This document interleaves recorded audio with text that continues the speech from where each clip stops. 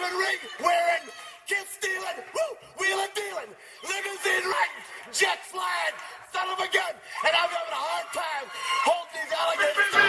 You're talking to the Rolex wearing, diamond ring wearing, kiss stealing, wheeling dealing, limo jet flying. We Ric Flairing on it, flaring on it. We Ric Flairing on it. You talking to the Rolex wearing, diamond ring wearing, kiss stealing, wheeling dealing, limo jet flying. We Ric Flairing on it, flaring on it.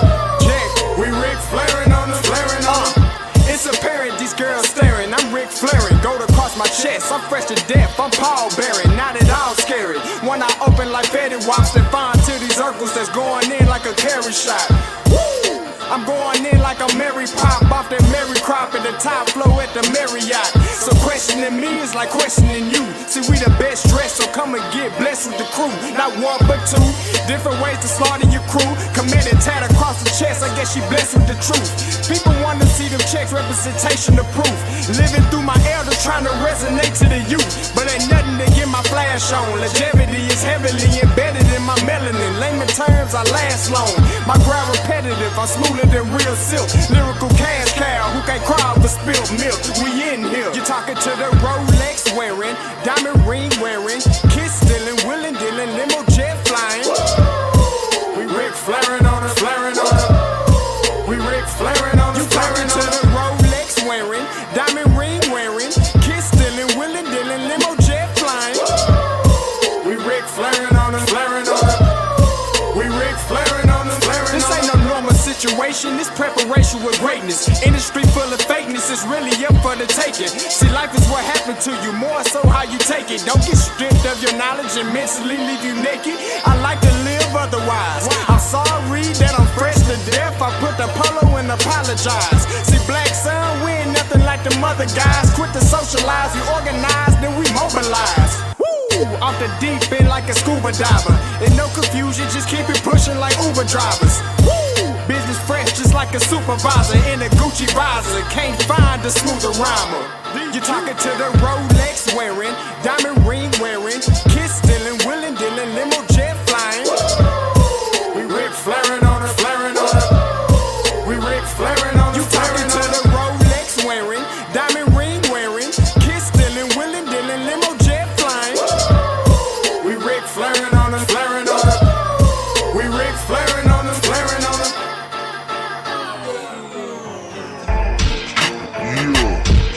DQ, baby. Shout out that boy Nigga for that fire track. Hey, Black Sun, sun up. What's up, Vinny Vegas? What in Vegas? Yeah. Shout out Pharaoh's Kids. D-Phase. Yeah. Bubba C. Yeah. Ric Flairing on him. Ric Flairing on him. Ric Flairing on him. Ric Flair, son up, baby.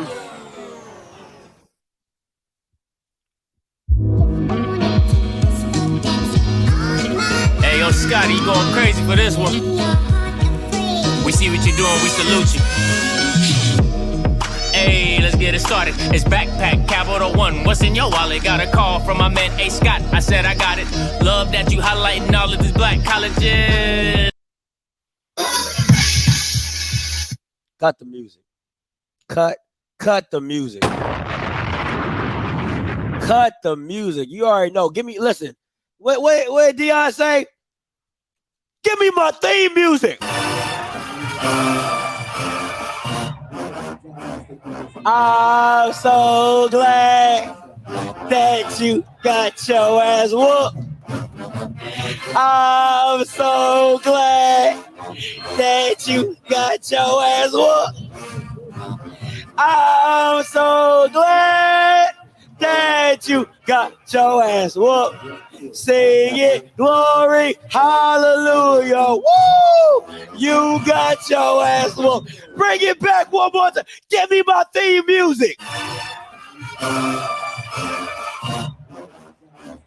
I'm so glad that they got their ass whooped. I'm so glad that they got ass. I've been waiting all year for this song. I'm so glad that they got their ass whooped. Sing it, glory, hallelujah. Woo! They got their ass whooped. All right, let's. I just wanted to start it off right. Me. I just wanted to make sure I was starting it off right. Wanted to make sure I was starting it off right for this post-game show. Listen, this has been 365 days in the making. It literally is 2020 what? 2021 all over again? Can I say that? I think I can say that. I think it's 21. Let's go through all the hits for 2021 recap. You know how Apple Music does a recap?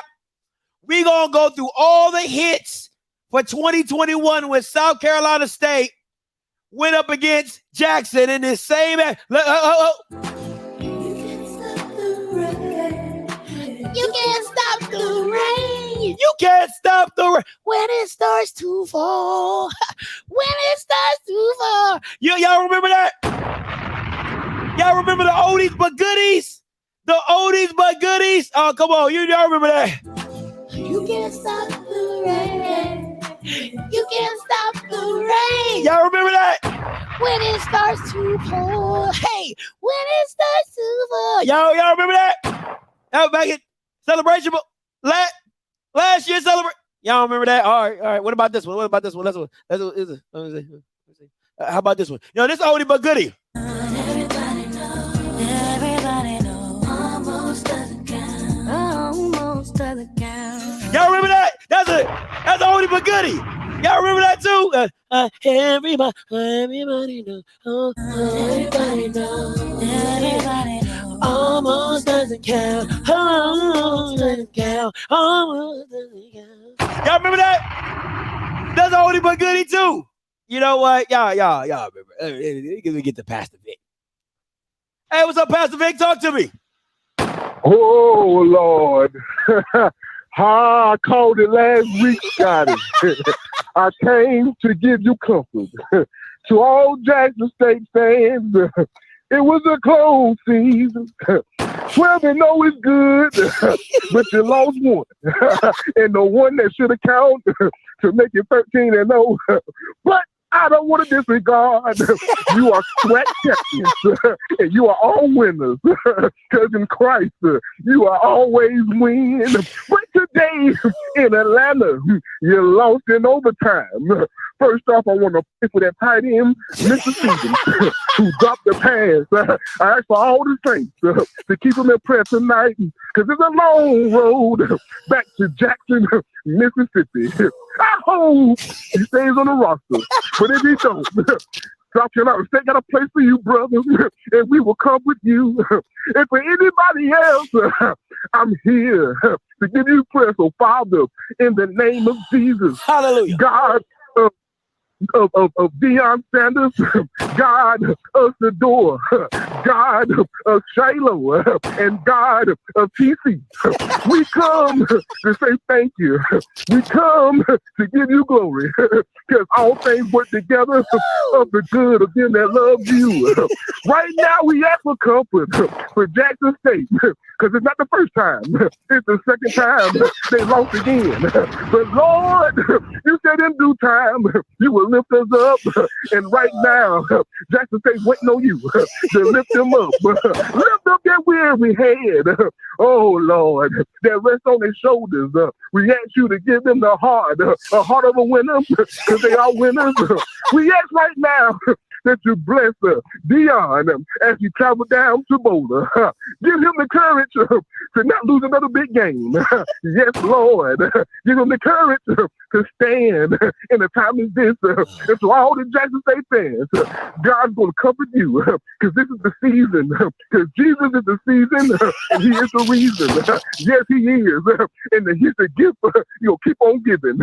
So we thank you, and we give you glory in Jesus' name. Amen. Amen. Brother Scotty, run on with the scope, brother. Hallelujah. Run on with it, brother. Run on, Scotty. Run on. Thank you, Hallelujah. Pastor. Thank you, Pastor. Thank you, Pastor. Let's get to today's sermon. It was a close fought battle between the MEAC and the SWAC. Oh, thank you, D. Thank you, Bishop. I mean, thank you, sister. Thank you, sister. Oh man, it's gonna be a sermon today. Thank you. Oh yeah. Oh, holla. Oh yeah. No. That's good. That's good right there. Yes. Let's set the tone. Let's set the mood right. Yeah, we're gonna set the mood right. Yes, Lord. Yes, Lord. That's good. Yeah, you can hit that. Oh, yes, Lord. Yes, Lord. We getting it in today. The final 34. Okay. Now let me start off by saying, transparency is a good form out here in these streets. I did pick Jackson State to win this game. I did. I picked Jackson State to win this game. I surely did. But everything in me wanted them to lose, okay? Everything in me wanted them to lose. Now, I'm going to say this. Everything that we thought Jackson State was exposed today. I think I can say that. Everything we thought Jackson State was all year was exposed on today. And let me say this, North Carolina Central, from here on out, I will get your name right. Okay? And if you don't like nothing I say today, you know what you can do? If I make you feel some type of way, if low key you just here to hate, unfollow me. Oh my God, listen. I'm telling you right now, if you're a Jackson State fan, do not come on this channel. Go to all them other Jackson State dick riding channels. Do not come on here because I'm going to give you the whole business. Not half of it, the whole pie. Okay? Because y'all eating this. Oh, y'all Bama's eating this today. Everything Jackson State was exposed today, right? Every time, think about this. Every game, all I kept telling y'all, every single game, if a team had a quarterback, am I not lying?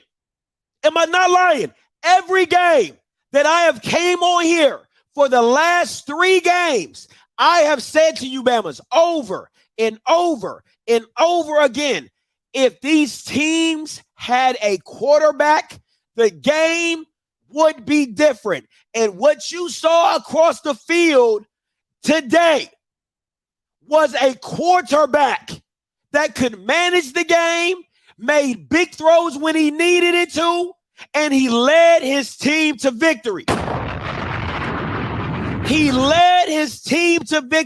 All those other channels that talk about, oh, Jackson State this and Jackson State's great this, I kept telling y'all, there is a weakness to this team. I kept telling y'all, up the middle of this defensive front was not good, right? I love Devontae Davis. Alabama A&M exposed them. They ran up the gut, right? All corn ran up the gut. Where did Bubba McDaniels run? Up the gut. Now, I will say this. North Carolina Central, I did not know their offensive line was that great. Listen, if the MVP to me is the offensive line and the quarterback. That's how I would give it. I know the quarterback's going to get the MVP. He made big throws, big runs, all that. I get it, right? I get it. But you got to give credit to the front 5.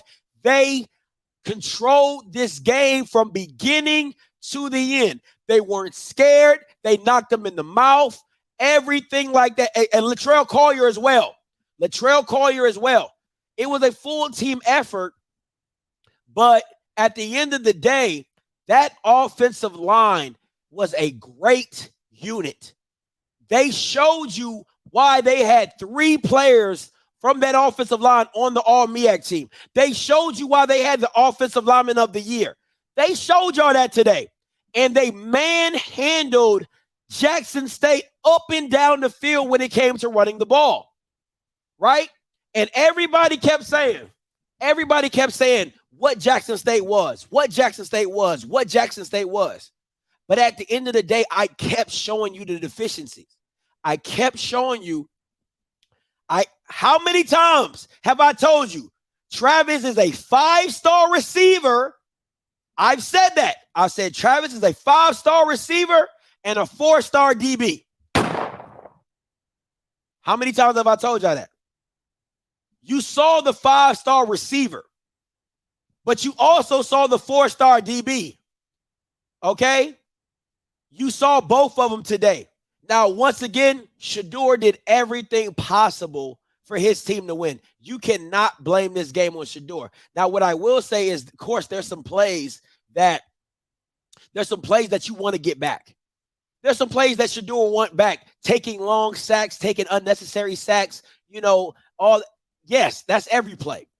That's every play. But at the end of the day, he still did everything possible for his team to win. So to me, this game cannot fall on 2. It couldn't fall on 2. If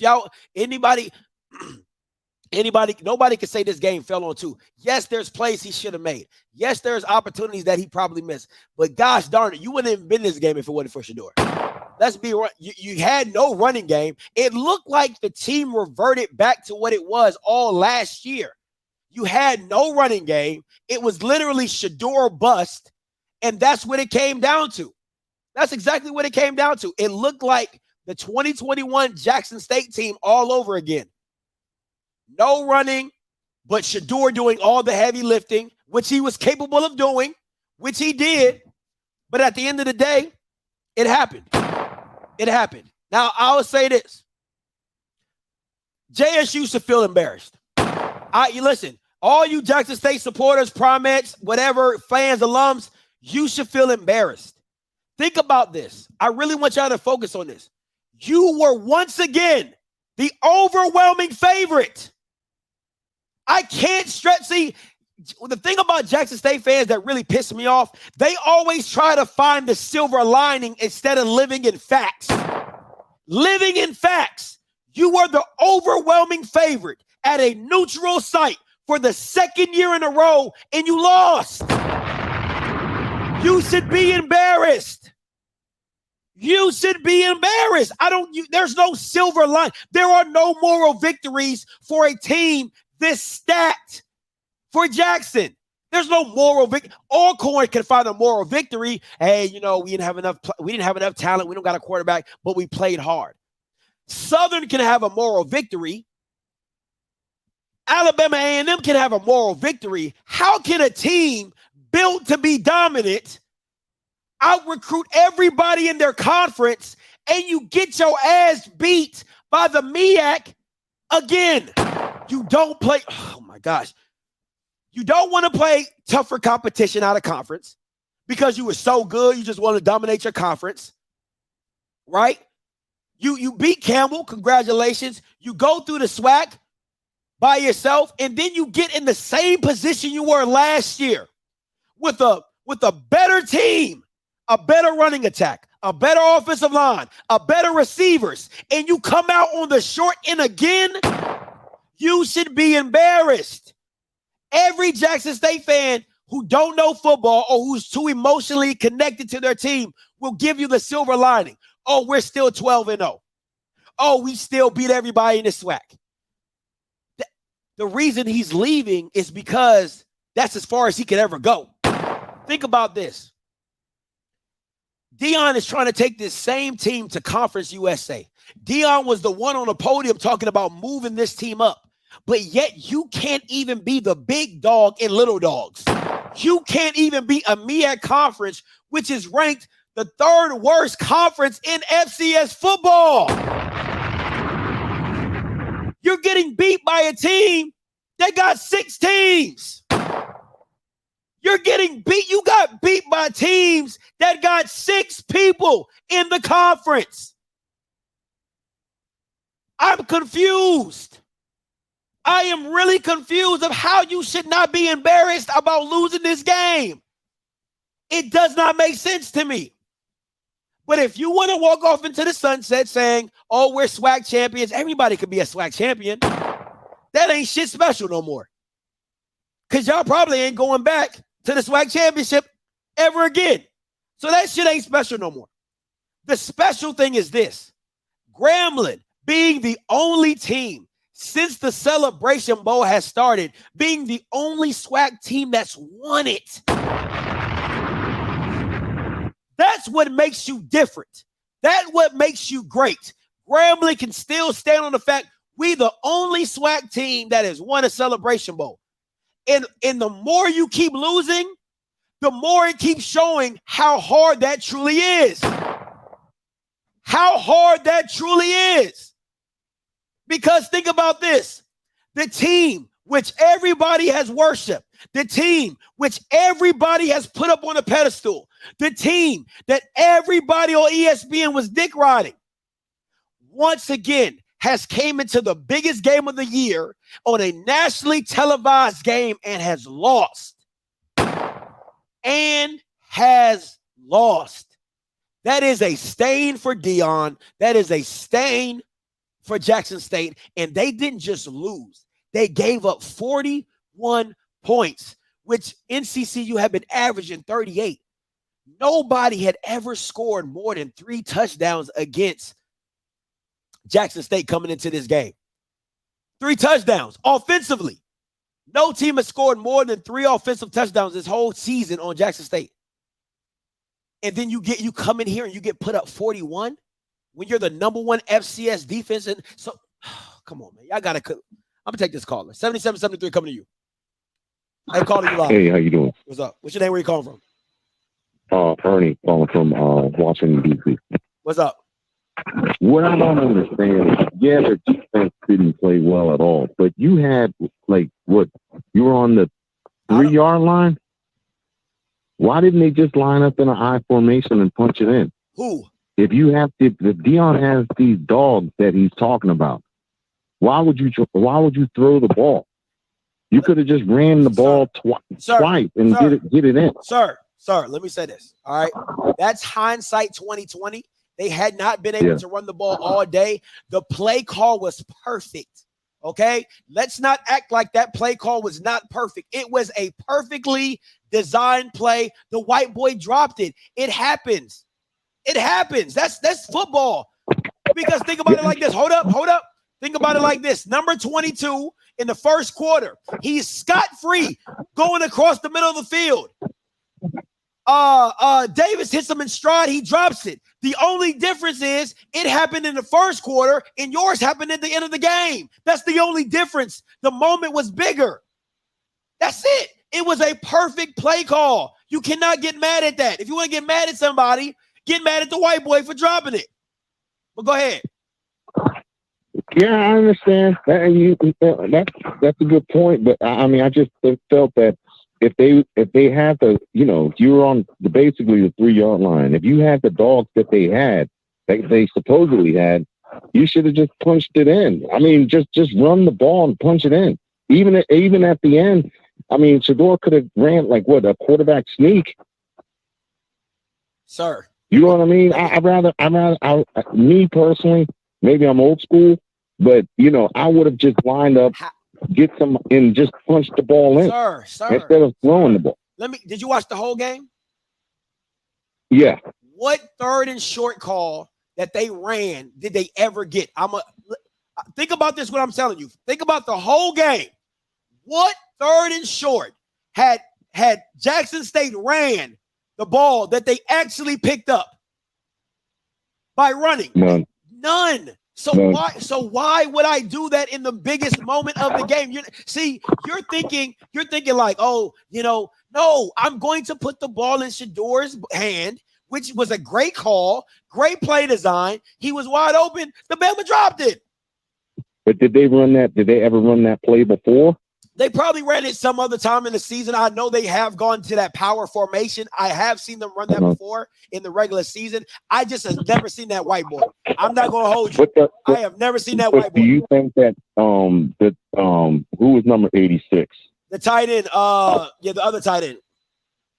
Don't you think that they should have designed it for him instead of the white dude? Sir. Since he was. Sir. What? Why do you keep going backwards? The play was perfect. The Bama dropped it. That's it. There's no that's it. There's no what if. No, the Bama dropped it. It was a perfect play call, perfect play design. And he dropped it. Thank you for the call. I'm not about to go back and forth with you. He dropped it. Trei, coming to you. What's up? Man, this was a great game. It was. This is a quarterback game. And, you know, they're going to miss Shadour when he's gone. Because people wanted to see what Shadour could do. Shadour proved that's what a 4-star QB is. You put it on your back and everything, and he almost willed them to win, to be honest.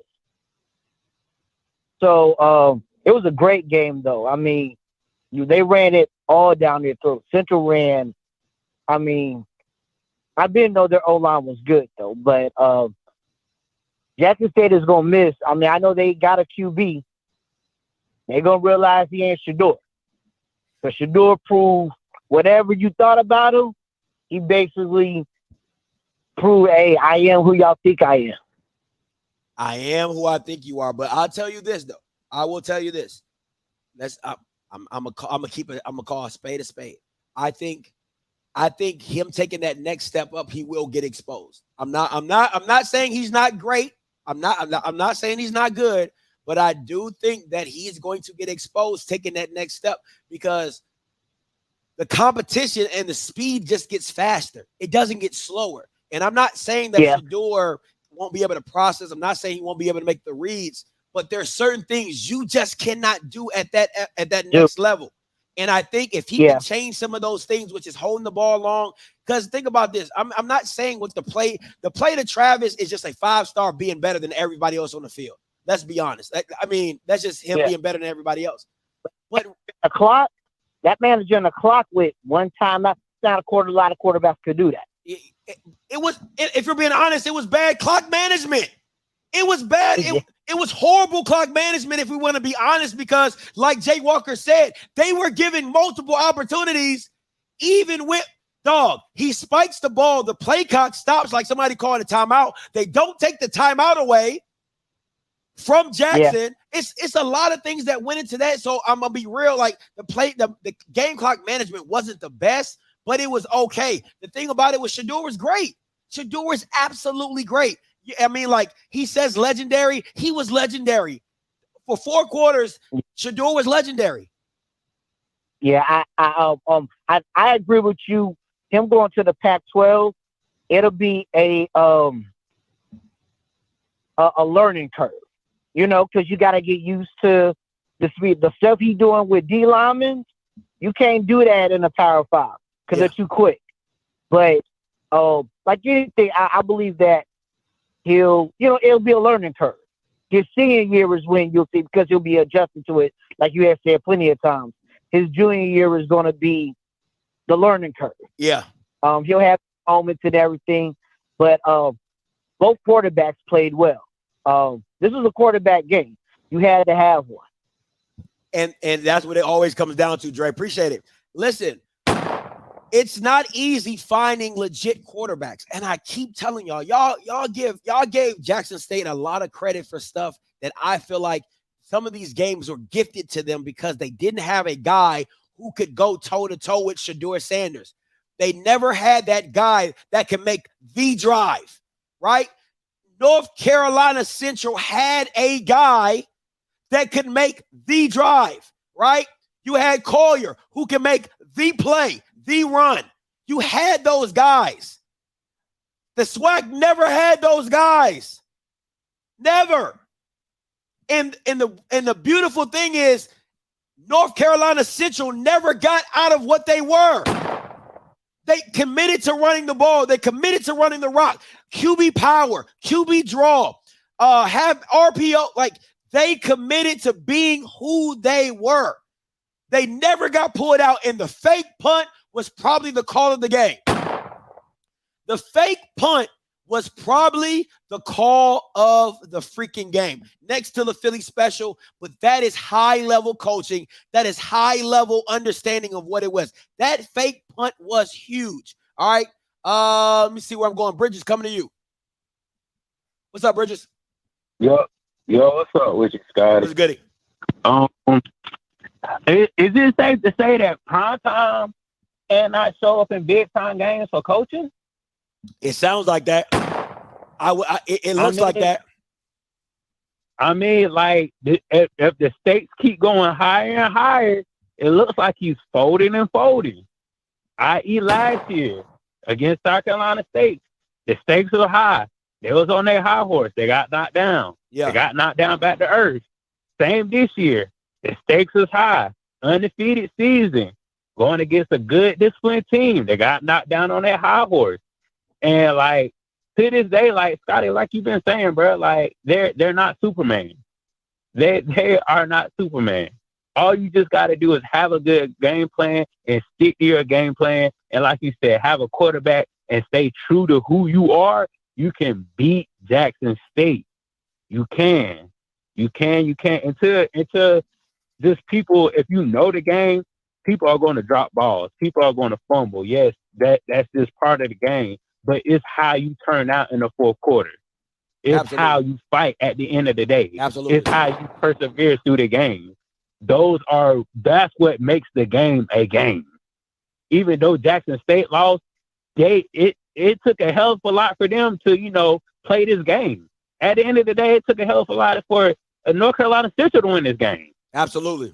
So this I just keep it like that, and if you can't win the big game now, how are you going to win the big game in the FCS? Yeah.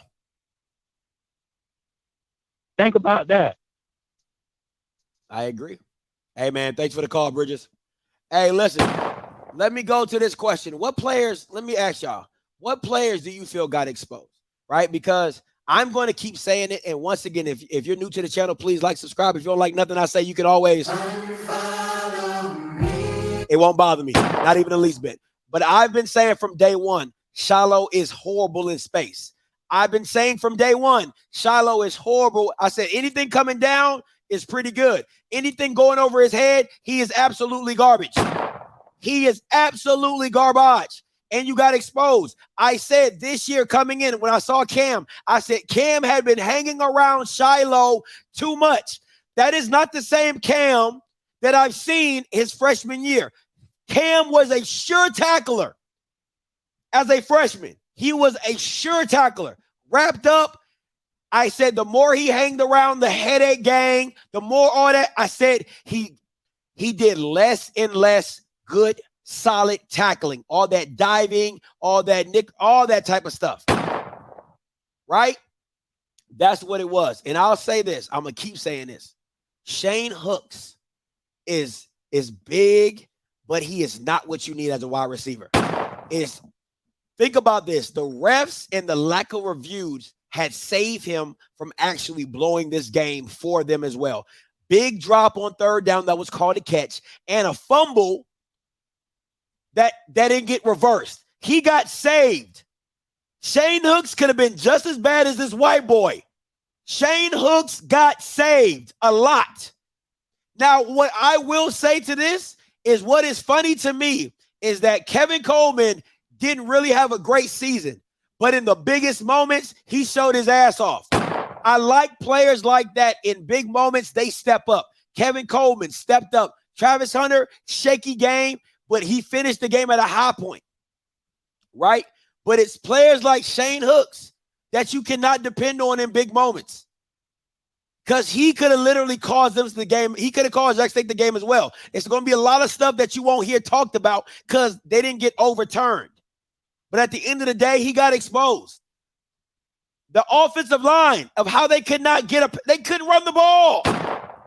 They have gotten worse. Me and Blue had said they have regressed all season.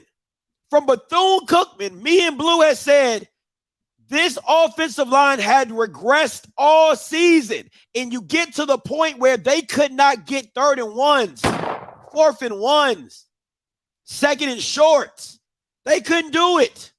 They were getting exposed. All right. Let me get to these call lines. Let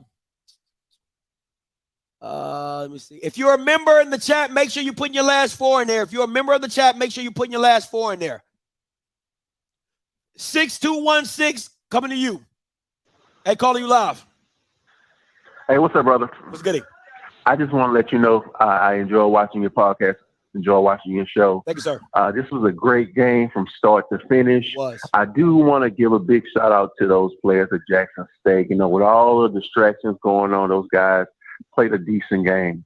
But when Coach Prime talking about dominate was nowhere in this game. And I hope that they can go back home after this and understand that, look, other just than playing football, but being more men, just continue to push and don't let these distractions get in our way, because us as a community, we got to stand together. And once again, I love your show. Keep going. Have a great one, brother. I appreciate it.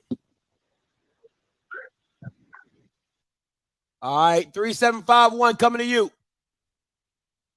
Hey, Scotty, what's going on, man? Just two things, Scotty. Hey, when is the SWAC going to build a gold statue for Broderick Fobbs? Because God, he's the only guy ever going to get a win against the MEAC. And with Coach Prime, he talks to God, he talks to Yeshua, he talks to everybody. But God never told him stop fucking with the MEAC team, huh? Have a great day. God bless.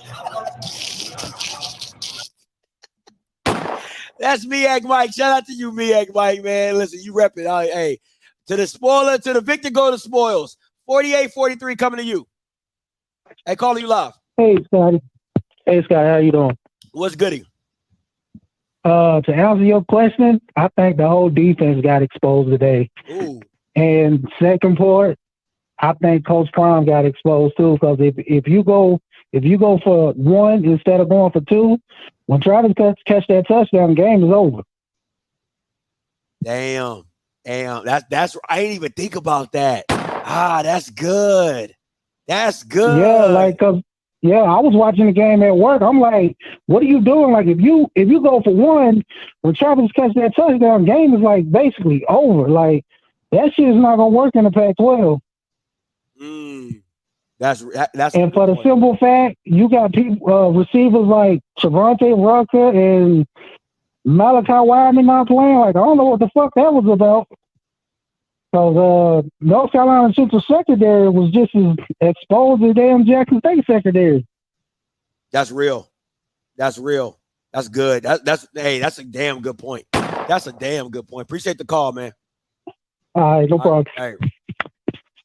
But that always goes back to the fact of what we're talking about with Dion and X's and O's. Like, he gets so enamored. Like, Mata is not a scrub. Mata is not the guys from last year that was scrubs. Mata is a solid kicker. I don't know. I think he probably missed like 1 or 2 extra points all season. But Dion gets enamored with trying to dominate, go for two, do this, go. It's bad coaching. It's bad coaching. Armand, coming to you, 3418, coming to you. Scotty, what's happening, baby? I just want to say, welcome, baby. Welcome to that good Aggie Invitational. That's what we want to call it. That's what we going to keep calling it. Shout out to Coach Oliver. Shout out to Coach Cord. Shout out to Tony McCray. We out here, baby. There ain't nothing but the Aggies in that thing. That's what we going to call it from now on. I'm just so happy to see our coaches, that good old A&T coaches, take that good old winning spirit to North Carolina Central University. It's beautiful to see. Y'all will never, and I just want to put this again, never. God don't like ugly. That's what it is. God don't like ugly. He wants the MEAC to whoop on the SWAC for the rest of the time. We call it the Aggie Invitational. That's all I got to say, Scotty. That's it. I just want to give my little 2 cents in. I'm gone. I'm gone. All right, man. Hey, listen, the reason he's called that is because a lot of North Carolina A&T coaches are actually on the staff of North Carolina Central. It's literally a lot of A&T grads and coaches from that staff. That's why he's saying Aggie Invitational. I know they're not in the game. Let me go to you think $199 is going to get you? Come on, man. You got to come harder than that. $199. Oh, I paid $2. I got members paying $20 a month, bro. You over here talking about $199. Boy, if you don't sit your Cam coming to you. What's up, Cam? Yo, what's up, bro? Okay, so, man, first of all, I want to say that was a great game, one of the best Celebration Bowl games I've seen in my lifetime. A lot of, tops and turns, but I had Central winning the game coming in. because I felt like this was the best offense Jackson State faced, and they showed some blimps in the radar against Southern, and they couldn't stop the run particularly well, and then they couldn't rush the passer, and Richards made all the throws. But there's 2 points in the game I really want to talk about. Number one, I know Hager dropped the pass, but you can't go to your backup tight end, game on the line, in overtime if you're trying to win. Like, I don't understand that play dynamic. I thought they got a little cute. Then they went for 2 when they could have kicked the field goal. And because of that, now when you get the ball back, you're playing for overtime instead of the win. It just really highlighted why I'm not sold on Dion as being a coach. And as he goes to Colorado next year and the competition gets relatively hard, how can he micromanage the ebbs and flows of the game? And when it's time to make the winning play, you got to go to your winning guys. How can I trust he can do that consistently? You know what? I'll say this. I love the play call. All I would say is, and I kind of agree with you, switch Hagler with the 86 tight end, and I don't have a problem with that. Steven. Exactly. Switch it out. Because let's be real. I think that, it was a great play call. It was a great play call. It's a great play call. Yeah. I agree with you. That's not who you throw the ball to. That's not who you throw the ball to. So, but continue on, Cam. Yeah. Davis Richards, man. I mean, is it safe to say he's a pro? Look, I've been high on him throughout the season. I think week 4, I think he's the best HBCU quarterback. I think Shadour second. And I thought today, just his toughness, his dual threat ability, and his ability under duress to make deep throws when necessary. I don't know if he's going to come out, and be eligible for the draft. He is eligible. But I think if he stays with NCCU for his senior season and plays particularly well, he looks like a mid-round draft. And he really looked like, to me, Dak Prescott. When Dak Prescott was in Mississippi State, I'm that high on him as a prospect. Wow. And I feel like his game is transferable to the next level in comparison to Shadour, because what Shadour has shown throughout the year, not a lot of people want to talk about it, his deep ball for a second consecutive season just isn't there consistently. He's money anything underneath 20 yards. But if we extend beyond that, it's shaky. And he relies a lot on his elusiveness, most underrated aspect of his game. And he does hold on to the ball particularly too long. This is why he took a lot of bad, ill-advised sacks in the game. So who do you feel like in your eyes? Because I got Davis. These 2 quarterbacks in the next 2 to 3 years. Who's transferable at the pro level? This is my issue with Davis. He doesn't throw to the boundary. Like, I don't see enough boundary throws. Like the one he threw to Quentin McCall, that's a dot. But I need to see more. It was a dot. That was a dot. Absolute dot. Can't take nothing away from it. I need to see more of that, because if you think about it, it's like this. Everything that he threw that was a big play, it started the receiver started in the seam. They started in the slot, and then it went to the boundary. I need him to throw a boundary throw to a boundary wide receiver to see if he can do timing routes, to see if he can hit those, those contested throws. I need to see that. So me personally, I think Shadour is a better quarterback, right? Of just how he manipulates the game, how he can throw it. But I like Richards. I like his leadership. I like his toughness. I like that he does everything dirty for his team to win. He's just a go-getter. But if I was drafting a quarterback, I would not draft Richards over Shadour at this point. I need to see Davis Richards throw more boundary. Now, maybe the scheme does not require him to do that. So it could be like, hey, we don't need you to do that. Well, if they don't need him to do that, then that's fair. But I would like to see more boundary throws so I know that he can hit all levels of what I need to see. You know what I'm saying? So that's just me. That's fair. I mean, look, the boundary throw is very important at the next level. It's just everything you describe about Davis, that was Dak at Mississippi State. And when he came to Dallas, they developed him over time to be a more consistent passer all over the field, and that came. And so the way the NFL is leaning to in the future, they're loving on the dual threat guys. They're building systems around a quarterback with legs and power. And we could all agree, I mean, he's got a strong arm. He's particularly accurate in the middle of the field. And like you said, everything was set up to the middle, then extended on the outside, and he was still able to hit those. But you're right. I think senior season, his ability to be able to throw all aspects of the route tree would be huge. Yeah. But I really think, bro, I think he's draftable. If I see him throw boundary throws, I'll take him because of how dynamic. Like, bro, he's a hard person to bring down. He's a big, like he's like baby Cam Newton to me, right? Like how like 4th and 1, give it to Richards. 3rd and 2, give it to Richards. You know, like 3rd and 1, and that's how Auburn was. That's how Carolina was for the first 5 years of Cam. Anything 3rd and 4, 3rd and 3, it was all Cam Newton. So I like that aspect. I just got to see him extend his quarterbacking to throwing comebacks, deep outs, you know, hitches, like fade routes on the out, like really hitting fade routes. Like that's a goal line fade. I can throw that in Madden. It was a dot. Don't get me wrong, it was a dot. But it's just I need to see a little bit more for me to jump on that bandwagon all the way. But he's definitely a close second when it comes to quarterbacks in the HBCU. But hey, Cam, as always, bro, I appreciate you. Appreciate it, bro. All right, man. 8735 coming to you.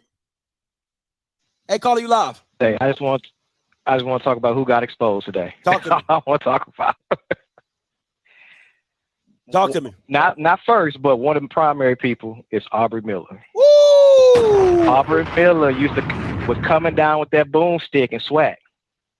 He ain't want none of that QB or that running back from NCCU. That boy was olaying in the game. Olay. And Prime said it last year when he got on by people who acting like they're that dude, but they're not that dude. Now, that quarterback, after the game, gives Aubrey a hug. It looked like a pro hugging a junior high kid. Aubrey was boomsticking them boys in SWAC because they ain't about that. He got in there with a real dog. When the QB from NCCU hit the sideline on a RPO read, it was 2 JSU linebackers and 2 corners, and they couldn't get him up out of there. Couldn't get him up out of there. And that was in the first 10 points of the game. When I saw that, I said, ooh, that whole spine on that defense was getting exposed. Oh, man, you were too funny there. It went Aubrey, then it went Cam, and then Shiloh. You could tell he ain't been watching no film. Out of place all over the field. I saw Cam jumping on him during the damn play. You out of place. You not in the gap. You ain't watching no film. Something is wrong with you. I'm just saying. Like, bro, and the number one person who got exposed was Coach Prime. Ooh. I'm going to tell you why he got exposed. When they had that play and Travis caught that and they were down 1, he should have went for a 2-point conversion. But he so believes in his delusion, he thought that defense was going to stop somebody after they got ran on the whole game. Come on, bro. So you would have went for 2. Go ahead. You would have went for 2 after the big catch. I would have went because I know I'm exposed already. And I know they're going to get the ball back and score again. Wow, I like that. But he was delusional and didn't accept that his defense just got ran on the whole game. You gonna take the field goal and think they're gonna stop somebody? You know they ain't stop nobody in the game, bro. You know they finna get ran on. And what NCCU do? Literally ran on them boys. The whole field. That's real. And took the time out the clock. That's real. That's all I gotta say, Scotty, man. That's who got exposed. Appreciate you. Hey, appreciate you, man. Appreciate the call. Man, listen, I'm not gonna lie to you. I don't think I got the cojones that have gone for 2 after. You know what that reminds me of? You know what? That's a great point. What LSU and Alabama, if you remember that game, LSU makes that long drive. They score. They score, and then they go for 2, and they end the game. And what Brian Kelly said is, we had all the momentum. Exactly. He said we had all the momentum, and I felt my team was ready for the moment. He said we had all the momentum, and I felt my team was ready for the moment. I think you might have gone there. All right, we're going to go to, before I get to more callers, I'm going to do this Shadour press conference. All right, so let's see what they say. Let me know if you can hear this. Being at Jackson State, I would say it's eye-opening. A lot of people don't know about HBCUs. Personally, I didn't know about many HBCUs when I was going through my recruitment process. Mm-hmm. So I would say over 2 years I've been here, 2.5 years I've been here. Spotlight here. Everything's here. It's some things that's not up to par, but it's good and bad with everything. So the people, the fans, everything about the city of Jackson, I love. Thanks. People say it's a lot of crime in the city, but we haven't ran into it. We got our head on straight. We're going to school, doing what we got to do. So just being in love with the city, the people, just how kind they are, just the whole HBCU family, talking to them in the airport, playing around with them. It's nothing I ever been around before. I went to a private school in high school. So being around a lot of people of our own color and our own type is it's truly fun. Yeah. And we was able to play for the city. You got to understand the city doesn't have any national teams. It only has college. So, I mean, it's just giving hope to the city for something different. Having something, just being there talking to kids at Blackburn Middle School, them being able to connect with us, them being able just to talk to us and just play with us and stuff like that. It's a lot of bad things in the city. A lot of kids never, when we brought some type of food up there, a lot of them ain't have it. They never tasted it before. So it was just being in Jackson. I just feel like it's just eye-opening for everybody. Kids will have something to look up to. Kids will want to be a Jackson State Tiger one day. I don't have a problem with that. I ain't got too much to say about that. I think that's pretty dope. Thanks for the guy who sent me that post-game conference. Listen, I'll say this. If Dion would have said half of what Shadour said, he would not be getting the backlash that he is getting. That's how you go out, right? If you're going to go out, that's how you're supposed to go out, right? If Dion said half of what Shadour said, half, he wouldn't be getting the backlash that he's getting. So shout out to Shadour. Shout out for the way he went about his business. Great role model for kids to look up to. Oh, man, I'm loving these call-outs. 9521 coming to you. Hey, call you live. Hi, I just wanted to say a couple of things. First, that this is one of the best games I have seen since was it 2019 Iron Bowl. I am an AU rep, so I got to rep AU, and they beat Alabama. That was a great game. The other thing is, I think any doubts that I had about Shadour, and I really didn't have many because I thought he was a good quarterback all along. I think he showed that he was a good, strong pocket passer and that if he needed to scramble, he could. That's not his game. But, I mean, I love seeing him stand. I like quarterbacks that stand in the pocket and just methodically get it done. And he showed that he can do that. The other thing is, and I've called in before, I'm from Colorado. So to me, this is a win-win. I'm sorry to see them leave, but I'm happy that, the quarterback and Dion are going to Colorado. And I think we're going to do pretty good there. It's going to take a little time, but we got 4 years and $5.6 million a year. So I think we'll get that done. And the other thing is to say, I found you through Jackson State, through Deion Sanders, and I have enjoyed the channel and I have enjoyed finding HBCU. And I will continue to support. And hopefully, after these give it to the end of the week, and no more Deion Sanders. Let's move on with what's next for HBCU and Jackson State and all the other colleges. Like, I'm really just over the Deion Sanders story. I agree with you. I agree. That's all I have. What's your name? Oh, I'm Jeanette. How you doing? Jen. Thank you so much, Miss Jeanette. I appreciate the call. Thank you so much. Thank you. We gonna move on from Dion, but not after he gets this work. Baby. Not after he gets this work. I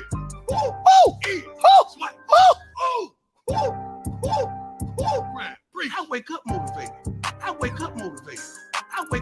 He gonna get all this work. I wake up motivated. Oh, at least to the new year. Somebody inspire somebody, encourage somebody, help somebody to the next level. I got time today. Oh, I got time today.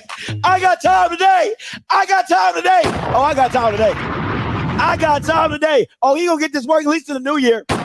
He gonna get all this work at least to the new year. He might be able to count that bag. He better count these L's. Everybody knows. Almost doesn't count. Almost doesn't count. Almost does not count. Matter of fact, give me my theme music. I'm so glad, hey, that they got their ass whooped. Hey, sing it with me. I'm so glad that they got their ass whooped. Sing it along if you know the words. I'm so glad that they got their ass whooped. Sing it, glory, hallelujah. Woo! They got their ass whooped. Woo! Sing along if you know the words now. Okay, don't be bashful. Don't be bashful. Okay, don't be bashful. JB coming to you. What's up, JB? Carlton Gummel calling in. How are you doing, sir? What's up, Mr. Gummel? Man, I am somewhat happy and somewhat sad at the same time. I missed most of the game, sir. I just got to the stadium late because I was caught in a pothole on the way to the game, and I could not go. My Yugo got stuck, and I could not leave anywhere. Oh! But I do have a few questions, though, for you, sir. The first question is, your courses you took at the Illusion at Lexington State, are you still going to use that certificate/degree you earned, or are you going to give it back? Oh, I'm giving it back. Oh, I'm giving it back. Oh, they can't listen. A degree from the Illusion, I'm giving that all the way back. It ain't worth nothing now. Dion gone. It ain't worth the price of tea in China. That drink is worthless. Okay, the second question I have is, I think you referred to someone named Neely earlier. You called him Orange Pumpkin. Does he have a endorsement deal with Orange Julius, Orange Man, or Donald Trump Jr., sir? I don't give a damn. I don't give a damn who Neely got his sponsorship with. His sponsorship needs to be Colorado. He need to take his ass off. I bet not see that Bama and nothing Jackson ever again. Continue on, Mr. Gumbel. Okay, the last question is, I got a text from someone named Blue, I think, and he was concerned about the homegoing ceremony is going to take place. He asked if he could serve as the drummer boy in the repast. Is that going to still happen? Listen. I don't know how, Blue from Mobile, Alabama. I don't know what they be doing down there in Mobile, Alabama, but it is what it is. But I appreciate the call, Mr. Gumbel. All right, let's move on. 8577 coming to you. Hey, calling you live. Hey, Scotty, what's going on? What's good, man? What's your name? Where you calling from? Hey, this is Jeff. I'm out in New Mexico right now. I just wanted to say, who is SWAC, Scotty? Come on. Come on. What you say? Say? Hey, but I do think he is a pretty good dude for bringing Vincent Dancy over with him and giving him an opportunity, That's really generous of him, I feel like. Oh, no, shout out to Dancy. You know what I'm saying? Listen, Dancy's like, hey, man, let's just go over here to Colorado and get this bag. Don't cry about it. Yeah. Let's go over here and get this bag. Even though he's splitting it with the other coaches, he's still making well over what he was making in Valley, Yeah. So, hey, I just want to say, love the show. Keep it up. Appreciate it, man. 251. I don't see you, Justin Juke. Juke, put your whole thing in there. I don't see you, bro. 2576 coming to you. Hey, calling you live. What's up with you, Slim? What's goody? Ain't nothing. Few points, man. Few points. Somebody need to check on homeboy Hagler, man. That drop pass, man, that did it right there for me. That did it. Now, I wanted to reiterate on something you said earlier about Mata. Mata ain't missed all season. He just had one block kick. You know what I'm saying? He been accurate. You know what I'm saying? But a couple of takeaways I got from out this game. Cam, my boy. That's still my dough, man. But, man, that stiff arm Slim.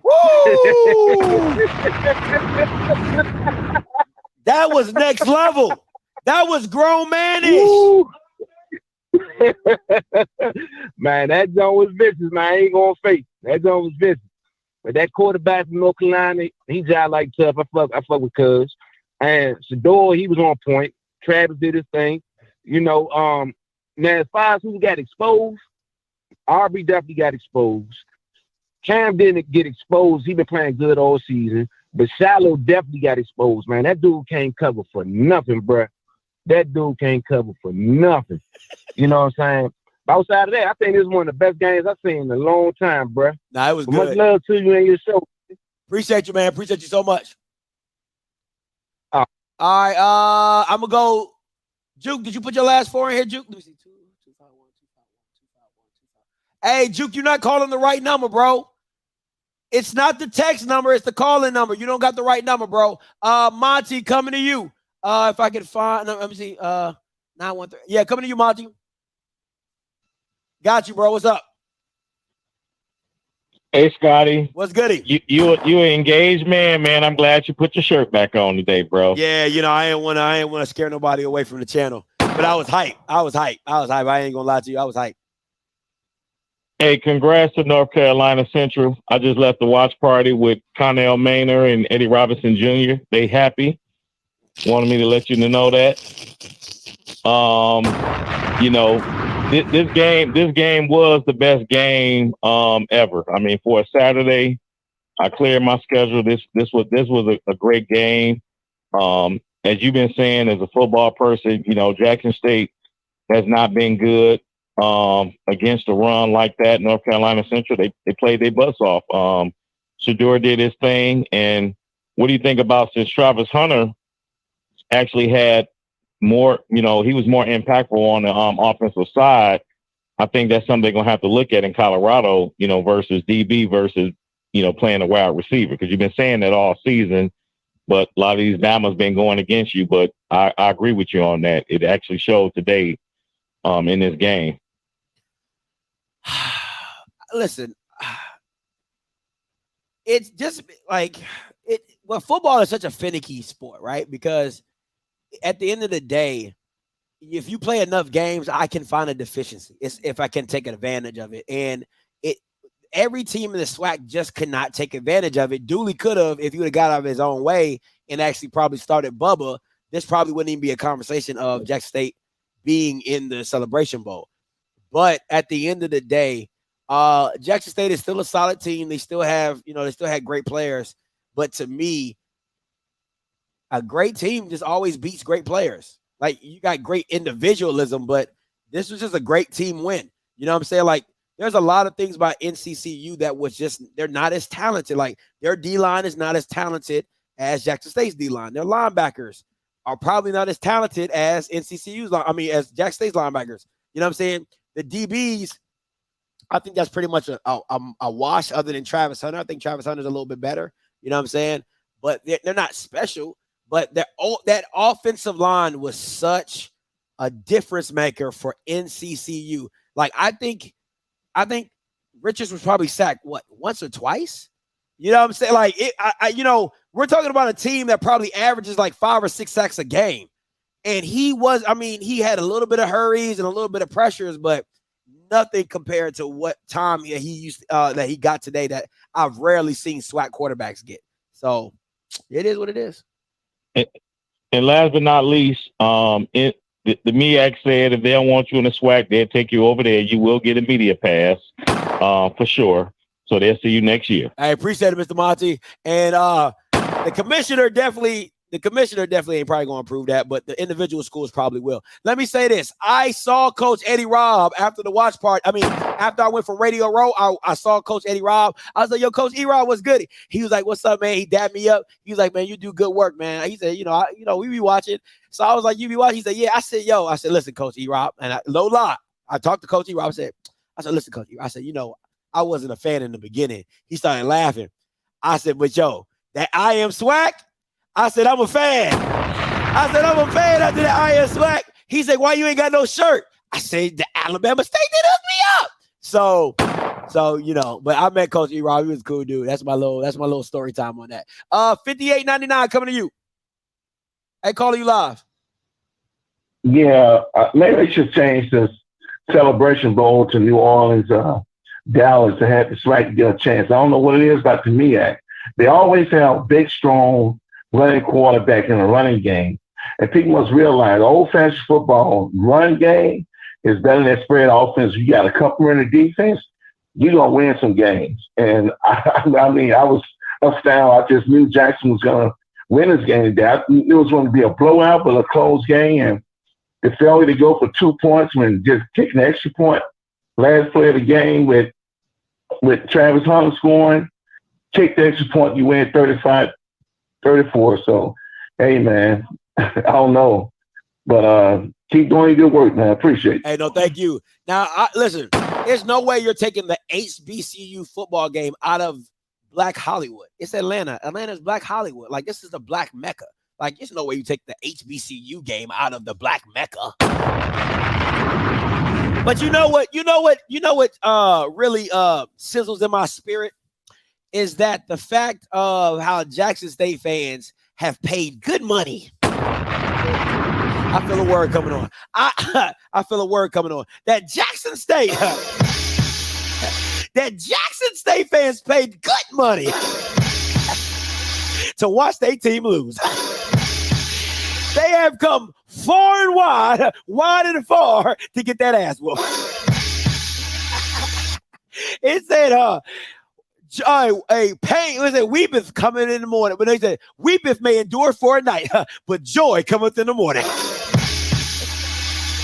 When Dion said, with all thy getting, get an understanding. And what I understand is that you, Jackson, can win the Celebration Bowl. I understand that you have come a long way to get that ass whooped. You climbed the mountain just to be a failure all over again. Whoo, Lord. Hold on, let me see if I can find my jam. You know what I'm saying? You know a song I used to love when I was growing up. Let me know. Look, a song I love. The song I love was this. I went to the enemy's camp and I took back what he stole from me, and I took back what he stole from me, and I took back what he stole from me. Hallelujah. Hallelujah. And listen, you may not come where you want him, but he'll be there right on time. He's an on-time God. Yes, he is. Juke, I still don't see you. I'm going to somebody else. 4718 coming to you. What's going on, Scotty? What's goody? Talk to me. You got one cut ass individual.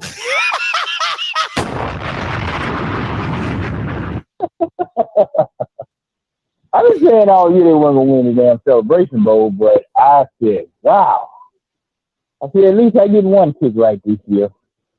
But after that damn stiff arm on Cam, I contemplated on taking a Tylenol on my damn self. I was like, that was nasty. Different. They had a they just had an effective run game today, and you know they did what they did. Came out with a solid team. So now you're gonna get a lot of backlash. I can promise from a lot of Jackson State fans, they might need to go check on Jackson State's campus because it's probably full of water. From all the tears now. Dion probably had to fly back on a B-52 bomber to Colorado. Oh, listen, that boy probably got up out of there so fast, it probably blow your mind how quick Dion got up out of there. He probably was on a B-52 bomber with air support. He probably said, I ain't taking no chances with no private jet. Oh. He ain't taking no chances. Something might be the mess with the fuselage or something. I'm telling you, that boy, listen, that boy is not good in Jackson. I know he done moved his stuff. No. Oh yeah, he's not good in Jackson. That officer cleaned out money. That officer cleaned out money. He done got the TV, he done got the treadmill, he done got the desk, the candy, all of that gone. Yep. That's cleaned out. Hey. So I feel like this. Jackson State, your time is over. But sadly, we might have to deal with Dooley and them damn Gucci pajamas for the next 5 years. That's facts. But appreciate the call. Listen, prayer changes things. See, what you fail to realize is you think that's a slight to people who listen. Prayer changes things. Like Dion prayed to go to Colorado. How Dion prayed to get the bag. We prayed for the downfall. Prayer changes things. You don't go to church. You don't understand how this works. It said, "Ask, and it should be given unto you." Like, what are you doing? That's how the Bible works. This is law. This is biblical law. What are you talking about? Boy, you better. Oh, somebody from Denver, Colorado is calling in. Hey, caller. Denver, Colorado in the house. What's up, man? Talk to me. What's your name? Where you call from? My name is High Roller, Denver, Colorado. Man, you're awesome, bro. I just checked you out. To be honest with you, I hadn't been following you, but once I got on, man, you're hilarious and big ups, and I definitely subscribe and I'm gonna join. Thank you so much. My comment I wanted to say, bro, is I don't know if everybody remember this statement at the half. Wait to the second half, guys. Oh my God. That he said that. He definitely said that. You remember that? He definitely said that. You will see us. Wait till we come out at the second half. Wait, we got a show for you. I'm ad-libbing, but yeah. I was like, wait, I want to see the second half. I'm waiting. I'm still waiting. Yeah. But yeah. That's all I want to say. I'm going to join and I subscribe, bro. Hey, man, from what I've been seeing, man. Love you, brother. Thank you so much, man. I appreciate it. Yeah. Dion did say that. You know, we a second half team. Are you? Are you? Are you? Everybody know. Almost doesn't count. Almost doesn't count. Almost does not count. You know what, man? Y'all don't understand. Y'all don't understand. Y'all not. You know what? Y'all not hype enough for me. Let's get it going, guys. 60,000. One accord. Sad faces. Who? Hey, if you got them, shake.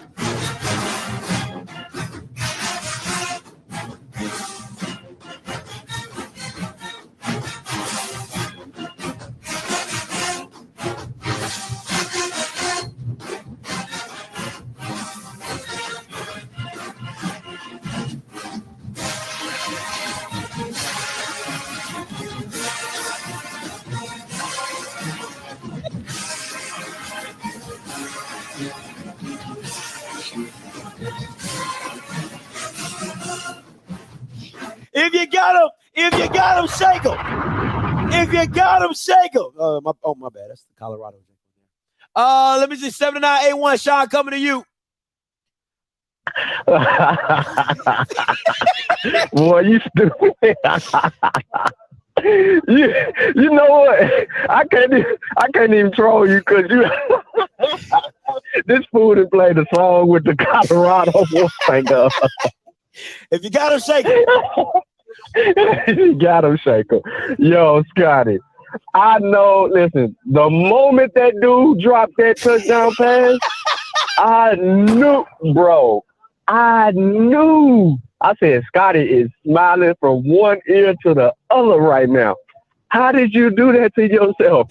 And then I think it was Powers, not Powers, but Buckman or whatever, Buckley. Shadour was throwing it, was on the run and throwing it, and he kind of overran the route and tried to reach back and make that catch. I like that. Those two were costly. Yeah, they but were. Hell, had Dion kicked the extra point, though, they would have still won the game. They just would have won by 1 point and not going to overtime, but it would have put pressure on NCCU to score. But it was a great game, man. Absolutely, man. I mean, epic game. I mean, to end the season like this. I mean, this is what listen, if I'm the Celebration Bowl committee, I am in love with this game. This game was everything. Absolutely. It was blows, man. Let me ask you this, Sean. From what was your assessment? How do you, because you've been riding this Jackson State train as well. You know what I'm saying? Well, you know how everything first started, but you keep riding it out. How would you look at this game if you were Colorado getting Dion? How would you look at this game from their perspective? I mean, I'm excited about what the offense is bringing because ESPN kept news flashing Shadour's numbers. I don't know if you knew that. I didn't. Yeah. You know, Shadour's, one of the quotes they had, Shadour's off to a hot start, and then they put he was like 13 of 14 at the particular time for 175, 2 touchdowns. You know what I'm saying? So they put it like that. They were flashing it. So I think Colorado, as far as the fans, they're excited about getting Travis Hunter if Travis is coming, Shadour, you know, those Kevin Coleman, you know what I mean? Yeah. They came to play today. Their stars came to play today offensively. Defensively, you're like, we really don't need anybody. You know, Travis, you know, maybe a couple of other individual people, but you still see you got to build and work up that defense. But that's gonna come with Zimmer and his scheme, because you really don't know what you got at that point with other talent that you're gonna bring in to do that. But offensively, you're excited if you sign the recruits that you actually got out there, and a few transfer people that you got out there that'll add to Coleman and Travis, and you can get them explosive plays. Yeah. But you know, I think they're excited about it based on what they've been seeing the last few years. I like it. Hey, appreciate the call, Sean, as always. Hey, breaking news. I mean, it's kind of breaking. I kind of already knew. Deion Nugget will be foregoing his season. He will be going pro. All right, Deion Nugget just dropped this. He will be going pro. All right, so just want to let y'all know. So that's another guy off this team. All right, let's see where we're going here. 85-66. This is somebody from Mississippi. Let me see what the Mississippi's guys say. Hello, Mississippi. Scotty. Whoa, this J Love. What's going on? What's up, J Love? Talk to me. Don't hang up on me. I just want to get my point across, and I'm gonna be done. Yeah, talk to me. We took our loss today. Dion Love. It was a good game. But at this point, I'm willing to lay this loss down at the commissioner's feet. Last year, I was skeptical. Just hear me out, Scotty. Just hear me out. Last year, I was skeptical, but this year it's proven. The Celebration Bowl for the SWAC is not a good deal. It's not going to work with us. History has spoken. They're 6-1 against us. Now, let me just say this. Just let me say this, and if you want to say something, I'll let you talk. We were not out-coached. We were not out-talented. We were out-schemed in every aspect of football today. We had more talent than they did.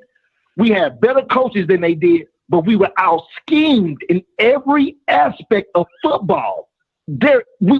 We did not get one aspect of play calling scheming that we get over. They got us in all of it.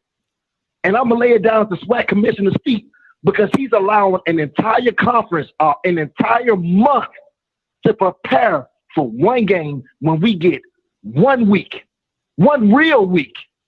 We get 1 real week. Okay, everybody says 2 weeks, but everybody know that first week at Thanksgiving is bullshit. So we get 1 week, they get an entire month. I watched the game from front beginning. We way more talented than North Carolina Central is. They out-schemed us today, man, in every aspect, and we lost a game that we weren't supposed to lose. And I'm being pissed off. I'm pissed off again because once again the SWAC bites the dust because of bad play calling. And I ain't talking about football play calling. I'm talking about the SWAC commissioner putting us in a position, putting us in a trick bag. Like, come on, man. All right, J Love, I'll let you go. Can I ask you a question? Yeah. All right. Did Grambling have the same amount of time that you guys did when they won the Celebration Bowl? Just asking for a friend. Scotty, see, that's what I'm saying. Why would you say that? Did you watch that Grambling game? I did. Okay. Who won? Did you watch it? Who won? Grambling. No. Don't be fun. Did you watch the game? No, I didn't need to. They won. Did you see how Grambling won? They blocked the field goal at the end. All right, man. Don't act like this month is not. See, it's disrespect when people calling on here, bro, and they're not respecting the game of football. If there's a war and I give you a week to prepare and I give myself a month to prepare, who do you think is gonna win? So let me ask you this. Come on, Scotty. No. Okay. Let me be realistic. Let's be real. Okay. So I'm just gonna ask you some questions. I just need yes or no's. I'm gonna let you go back and respond, but I just need some yes or no's. When Shadour missed the wide open touchdown pass, was that because of a month of scheming? Just asking a question. Yes or no? You talking about the Rico Powers? Yes, the one that he missed, the one that Shadour missed in the wide open. Was that because of a month worth of preparation? Yes or no question. That's just a football play. That's one game in the grand scheme of everything. I'm just asking. It's a yes or no question. Okay. No. All the third and shorts that you were not able to get because of your lack of running game, was that due to a lack of preparation? That's a yes or no question. Yes.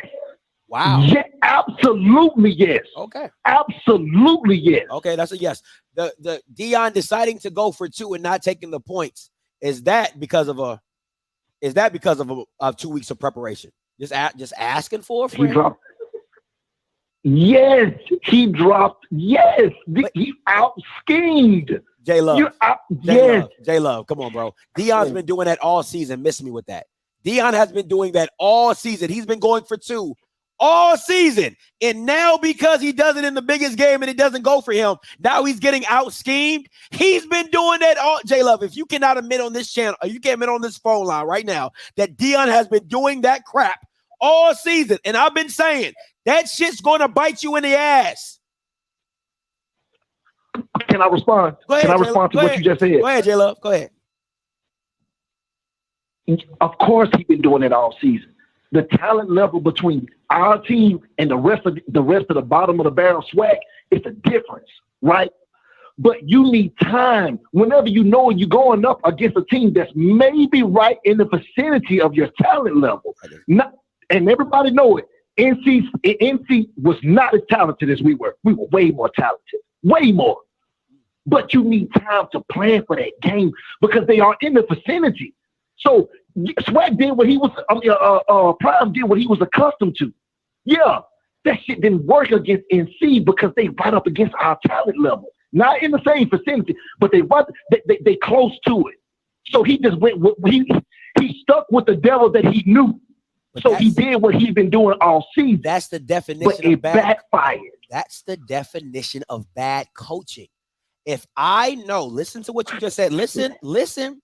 If I know your talent level is close enough to mine, I know I cannot play with my food. Do you you got to understand. If you can't understand that fact, we shouldn't even be on this phone call. If I know I can't play with my food with this team because they are just as talented or maybe just below us, but they're competing with us, I can't take those risks anymore. That falls back on Dion, not the commissioner. No, but you know what? I'll let you get to some other calls. I'll be agree to disagree. I'm not wishing North Carolina congratulations for nothing. So, you know. Boy, you salty. Miss Fly Gray coming to you. Hey, calling you live. Miss Gray, you live. Hey, Sir, how are you today? I'm doing fine. Talk to me. Good. Okay, I got to make a few points. Now, I'm not MEAC or SWAC, okay? Talk to me. Let's get that clear. I need all of these people to stop talking about this. They got a month to prepare. That is a dang on excuse. If you're such a dominant team, I don't care if you got 2 days to prepare. You should be able to play anybody at any time. Just that simple. That's facts. 2, I'm from South Carolina, so shout out to North Carolina Central University, Carolina in this thing. But the main reason I'm calling, there's 1,000 people on here, and we don't have but 200 and something likes. Get the likes up. Talk to them. Okay? Get the likes up. That's all I need to say. Y'all have a good evening. Thank you. You let them. You freaking let them know. let them know. Hey, respect my nerds. My Cash App is OFFScript TV. That is my Cash App. The Cash App, if you want to Cash App me and just skip the line, all right? My Cash App is OFFScript TV. It has to be either $20 or above. I have members who pay for $20 memberships. It has to be $20 or above if you would like to skip. I need $1. It's $1 of course, but you know what I'm saying? Let me see where I'm going next. Let me see. 1509 coming to you. Hey, calling you live. Hello? Hey, man, you got to be quick on the trigger. You got to be quicker. You got to be quicker than that. Come on now. 9144 coming to you. Hey, calling you live. 1509 coming to you. 9144 coming to you. All right, Scotty, how you doing? What's up? Talk to me. Okay. Okay. All right, Scotty. My biggest thing today is, and being a true Jackson State fan, I'm really not that upset that we actually lost. But my question to you is, how can you not play the man that creates it to where Aubrey Miller gets all of his tackles? How can you not play Niles Gaddy because he was less than a minute late to a doggone meeting? That's ego. That's ego. Yeah. You know, and I'm like, you know, people say, and don't get me wrong, Miller is good, but because of the attention that Gaddy commands, that makes it to where Miller can step up and make the tackle. And it showed today. Why not tell Gaddy, okay, well, you can't play in the first quarter? You know, because we needed him. We needed him bad. I mean, listen, man. If you let's really break this down. If that white boy catches the pass, are we having this conversation? Now, Scott, and I don't need people to try to blame him for the loss. You still had fourth down. You still had another down. That's fair. To get 2 yards. That's fair. You're right. That's fair. You know, and for once, my last comment, because I know you got a lot of callers, I cannot believe calls normally go against Jackson State. Those refs wanted Jackson State to win today. Some of them calls against North Carolina Central, I don't see how their coach kept his cool and stayed on that sideline. Man, I would have been fighting every daggone zebra. Sir, you ain't lying. You is not like that guy. Trei Oliver deserves an Oscar for his composure. Because I'm telling you right now, I would have been fighting everybody on that zebra staff. Yeah. Woo, you ain't lying. All right, Sky. Well, thanks for taking my call. Thank you. No, appreciate it. Boy, I'll be up. Boy, I've been out there like boys in the hood. Boys. Man, I'm telling you. Mater told you JSU was open for the fake punt, and they still fell. Well, that fake punt hurt. That fake punt hurt. All right, listen, we go. I don't know. Listen, I'm not going to lie to you. If anybody was watching me when the game started, I actually said because Dion was super emotional that they was going to lose the game. Go back and watch my watch party. Go back and watch my watch party. In the first 10 minutes of it, I'm like, yo, why is Dion uber emotional? I said, you're going to lose. That it usually happens. I said that. I said, when you're over emotional I've been in those games.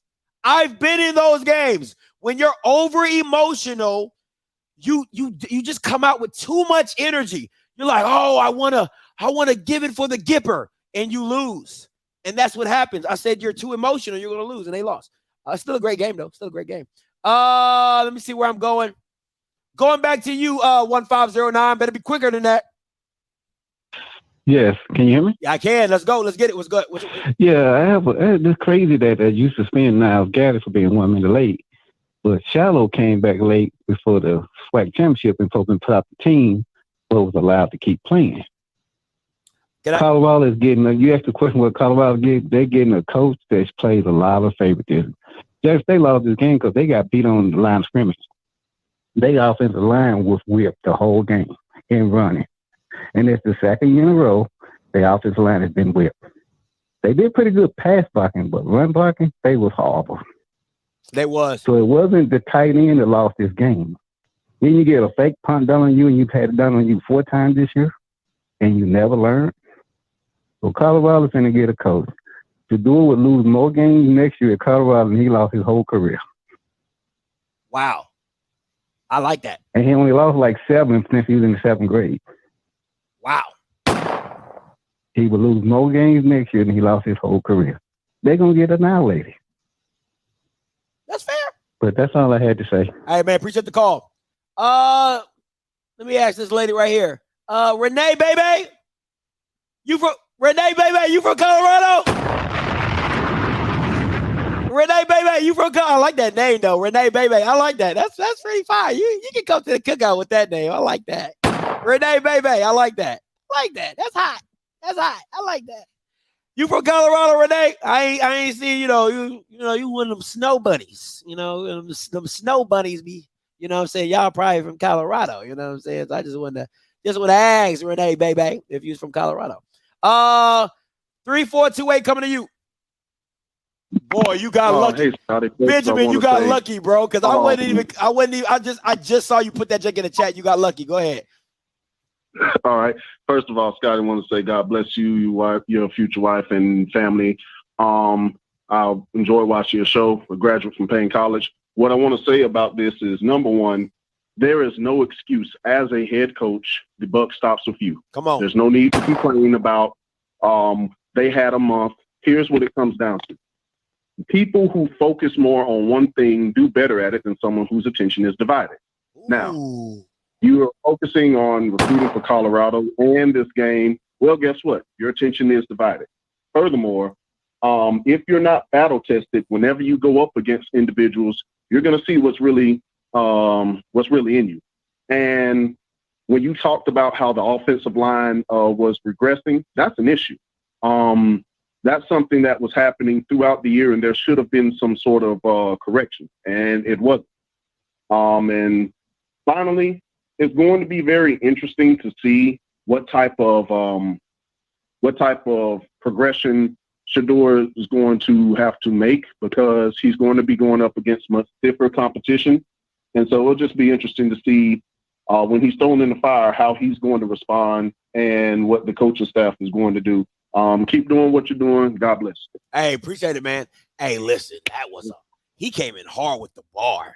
He said, your mind, you was divided. See, Dion loved to talk. See, listen, man.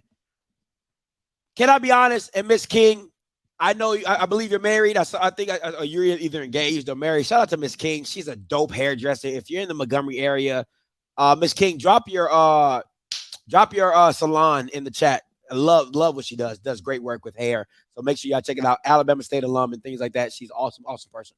Let me ask y'all this. And I need the women. And I know there's some women in here, so I need the women to stand up. All right. If you want to call in women, you can call in too. How many men you know that can multitask?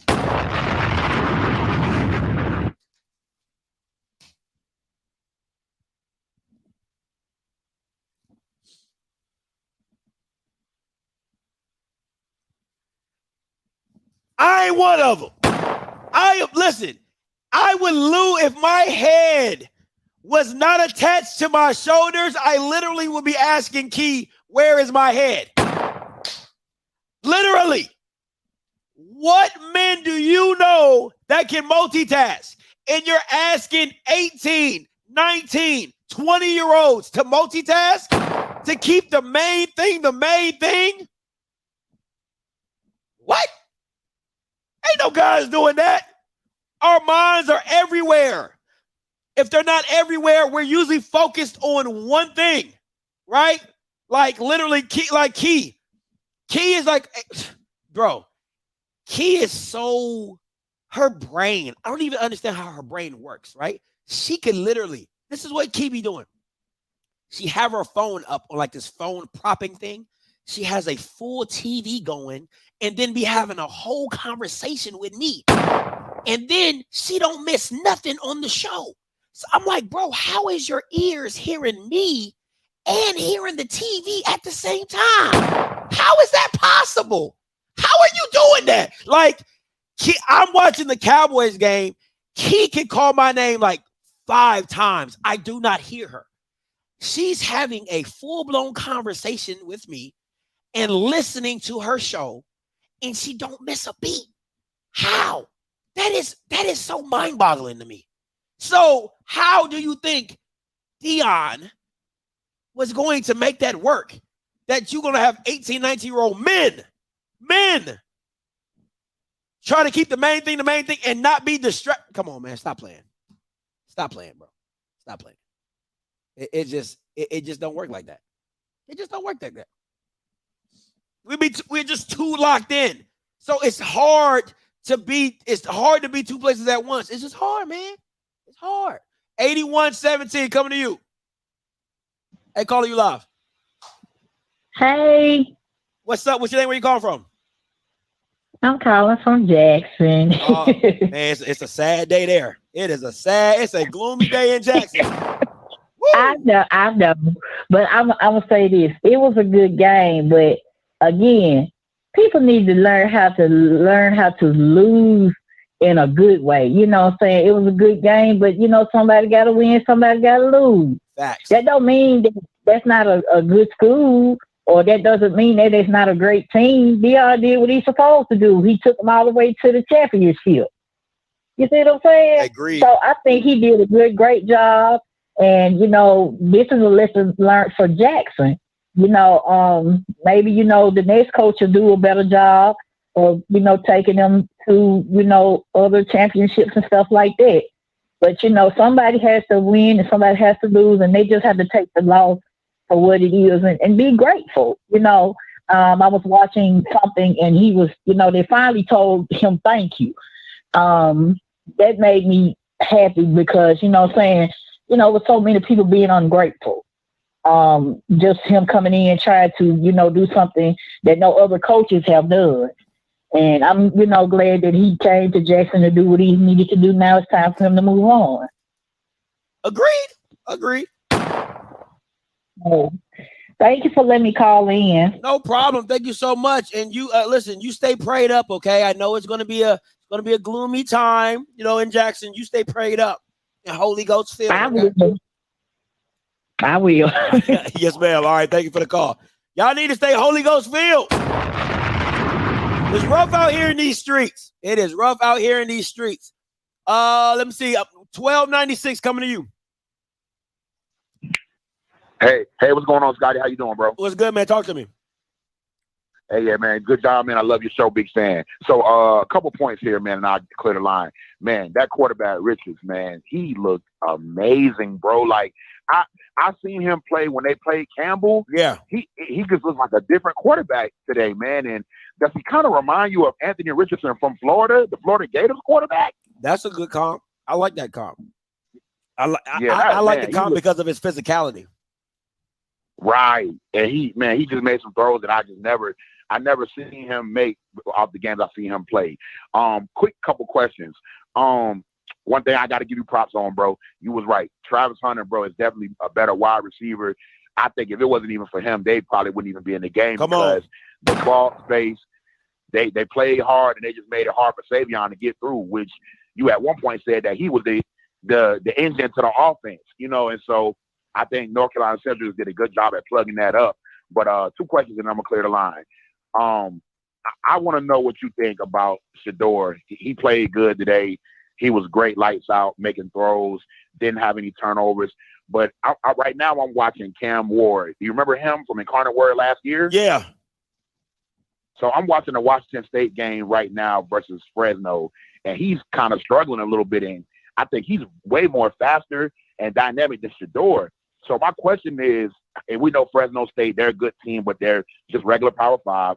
What do you think Shadour looks like with going against better D lines in that conference and going through that And my second question is, Coach Prime, with all these 5 stars and 4 stars and number 1 recruits barely winning these HBCU games, is it safe to say that he needs work on his coaching, or is it the players? Which one is it? Deion's always going to put it on the players. Deion's always going to say, we had issues with everything. And I appreciate the call. I'm going to let you go while I answer your question, man. Appreciate the call. Deion's always going to put it on the players. Deion's always going to say, we're going to come out here. We're going to fix the issue. We're going to fix the issue. We're going to fix the issue. And he always puts it on the players. That's just what Deion does. What I would say going for Shadour going to the next level, he needs a style of offense that fits him, and he's going to need a running game. Listen, man, it takes Shadour is a good quarterback. He could be great. He's not a 40 to 50 passer. Like, people need to get that out of their mind. Shadour is not he's not a volume passer. That is not what Shadour is. He's not a 40 to 50, 40 to out of 50. Like, that's not him. 50 attempts, 55 attempts. That is not him. Shadour needs to be in that 20 to 30 range, right? 24 of 30, 20 of 30. Like, that's where he needs to be at to be great and make key throws and key things at the moment. That's just my personal take on him. I'm excited to see what he does at Colorado. All right, we're going to see this Jackson State. Come tight. We still a family. Give me your eyes, fellas. Let's go, Chart. Yo. Come on, man. Let me get to this. Just because you do it doesn't make that who you are. That's two different things, right? I want to be very clear. Just because you did it doesn't make you who he is not a volume passer. That is not what if you want the best version of Shadour, it is not volume passing. That is not the best part of Shadour. Okay? I want to be clear. Just because I run 100 meters does not make me a sprinter. You can do it, doesn't make you who you are. But if you guys want to keep believing that mess, you're more than happy to go along with it. Okay, and how we started?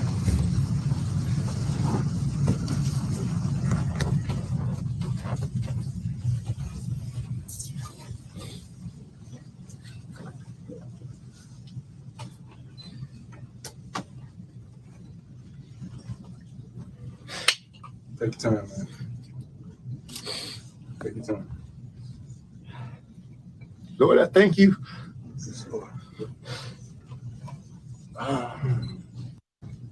Was continuing to present that carry us. You've already done it. We can't thank God just for the good when we ain't and not thanking for the bad. I don't consider that bad. I consider that a time in life where we missed the opportunity. A time in life where we had it right in the palm of our hands. A time in life where we may have taken something for granted. Coach Hart is the linebackers coach. He's the one he's the one that gave Coach Prime an offensive coordinator job when he was at high school. He's going with Prime to Colorado. Granted. A time in life where we really didn't focus on what we needed to focus on. A time in life where there were distractions. A time in life that you allowed those distractions to distract you. A time in life that you had to come together as one unit, but oftentimes we didn't. A time in life where we had to reach deep down and reach to that next brother and reach to one another. Because sometimes we just ain't have it in us. But there's a time in the season for all of this. I really thought this was the time. And I really still think this is the season. We accomplished some tremendous things. Yes, we fell short. Yes, we did. We have some wonderful young men that graduated in here. They did not fall short for that. We had some wonderful young men who had... Shout out to my guy, Showtime Webb, the band, Mr. Live Band. Shout out to Showtime Webb. Appreciate you, my boy. Thank you so much, Showtime. Accolades, who got accolades, that earned accolades, they didn't fall short for that. We had some wonderful men in here that made a change in their lives that no one even knows about. They didn't fall short for that. So let's not blame one man for falling short because you don't know what he's come through. And we love each and every one of you in this locker room. Yeah, we chastise you. Yeah, we punish you sometimes. Yeah, we discipline you sometimes because we're just trying to prepare you for life. Life has a scoreboard just like there was a scoreboard out there. But it's filled with things and people and places. And people measure you wrongfully for that. But it's not a man, a woman, a child in this locker room that I don't love and I don't appreciate. I thank y'all. Get in the dance. Listen, he might love and appreciate. He might love and appreciate you, but he ain't taking your ass to Colorado. He might love and appreciate you, but he ain't taking y'all to Colorado. Man, a woman, a child in this locker room that I don't love and I don't appreciate. I thank y'all for the life that y'all have given me. I thank you for the work that you put in. I thank you for every darn thing because I wouldn't be where I am without each and every one of y'all. Translation, I wouldn't be going to Colorado I wouldn't be going to Colorado to get this bag if it wasn't off the backs of you. Translation, I'm the Deion Sanders translator. So I wouldn't be able to go to Colorado and get this bag if it wasn't out for you and what you've done for me to go to Colorado. Thank you. Thank you. Thank you. We talk about y'all all the time. Sincerely, we love you, and I appreciate you. God sent a man to you, a man that's worthy, a man that knows this game, a man that's a darn good coach. And he has my utmost respect and support. And the way you fought for us, I want you to fight for him. Translation. I'm taking 10 of y'all with me because y'all my Louis bags. But all the Dooney and Burks and the coaches, y'all stay here and fight really hard for TC Taylor. I'm going to take the Louis with me. But I'm going to leave the coach bags and the Doonies here with y'all, and y'all can fight hard for TC Taylor. That's the translation. All right, that's the translation. All right, so let's go back to finishing what he said. The way you went in and practiced for us, I want you to practice for him. I don't want to see a multitude of y'all jumping in no portal trying to run where you think is the opposing team is better, and it's a better situation because oftentimes the grass is not greener. Translation. It's greener for the players that I'm taking. It just ain't green for all you Bamas. All right? So Coach and Dooney, y'all keep y'all ass here while I take the Louis luggage and I take it to Colorado. The grass is greener for me. It just ain't greener for y'all. Translation. I'm just here for the translation. All right, just here for the translation. But this man, God called him to this. My brother, I love you. Love you too, Coach. I appreciate you. And you the man for this. Translation. I'm about to go.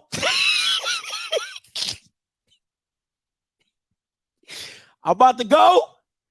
It's been fun. Brother, I love you.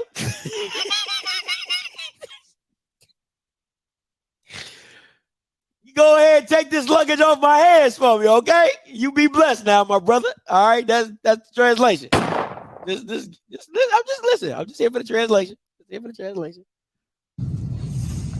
the man for this. You know how to overcome this adversity that we're facing. And I want you to make it back here and do it. Because it's something that I can do. And I'm going to carry that for the rest of my life. I want you to do it, my brother. I believe in you. I believe in you.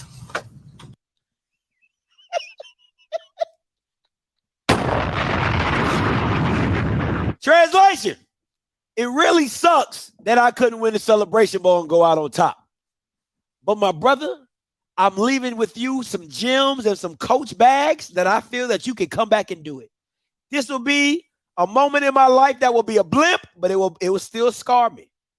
But as I go to yonder, to snow bunny heaven, I will look down upon thee because I hope that nothing does anything better than for you and this team to win. Translation. Just a little translation. Just a little translation. Appreciate it, Coach. Appreciate it. Guys, reach out to him. Lord, we thank you. We love you. We magnify you. We glorify you. Anoint him, Lord. Call him. He's going to face challenging, but let him rock steady. He's going to face adversity, but lift him up. Lord, let him stay focused on these young men and these young women in this program, that he may build it to leaps and bounds that it has never gone before, and keep him. Leaps and bounds where it's never gone before? I thought you did that. But let him rock steady. He's going to face adversity, but lift him up. Lord, let him stay focused on these young men and these young women in this program, that he may build it to leaps and bounds that it has never gone before, and keep him covered. In Jesus' name, with a voice of triumph, I want all of y'all to shout amen. Amen. Translation. I got a private jet that I got to get to. So this has been fun. I wish I could have won on my way out, but I didn't. TC, this is your job now. I'm out. Hey, that's the translation. Good job, folks. Good job. Lauren, I need you, baby. Yeah, that's pretty much translation right there. That's pretty much. That's I mean, I pay. That's pretty much translation right there. Let me see where I'm going. 8700 coming to you. Hey, caller, you live. Yo, Scotty, what's up, man? It's Pandy, bro. What's good with you? What's up, Pandy? Talk to me. Man, you already know. Remember, I called in earlier during the watch, right? Yep. And I said, it's funny how North Carolina, well, I don't even want to call them North Carolina Central, but I'm going to call them that right now. It's funny how North Carolina Central was not in the top 10 for the HBCU picking. And I told you, I said, man, Coach was really mad about that. He said, how in the hell did South Carolina State go to the Celebration Bowl? We were second place in the MEAC last year, and we didn't make the top 10. You mean to tell me you put Southern above us?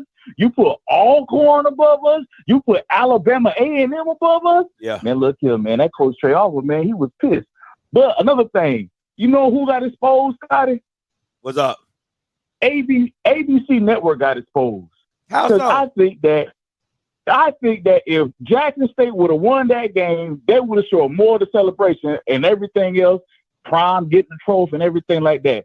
But once Central won, once Shadour threw that little bucket away, man, they clipped right next to the next game, bro. Wow. And I'm gonna tell you, and I'm gonna tell you something else. You know who else got exposed? What else? The whole SWAC got exposed.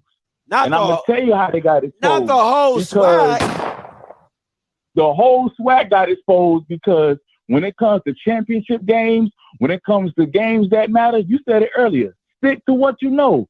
North Carolina Central, they stuck to what they know. They ain't trying to go out of the way to try to make Richardson a real passing quarterback. They stuck to the run, they stuck to the QB power, and that was it, bro. And that's how you win the game. They were smart enough to realize you got to keep Shadour on that bench, man. You got to run up the clock. You got to eat up that clock, bro. I like it. Appreciate the call. And I'm gonna say, I'm gonna say something else. I think Coach Prime allergic to them Carolina schools, bro. Hell, I think the whole SWAC allergic to them Carolina schools, bro. MEAC is 6-1 in the goddamn Celebration Bowl, bro. They say they play real football. They don't play SWAC football. They play real football. Man, North Carolina Central came up in that thing. You know what they said? They said, you're talking to the Rolex wearing. Bye. I ain't about to deal with that, man. Bye. I got breaking news.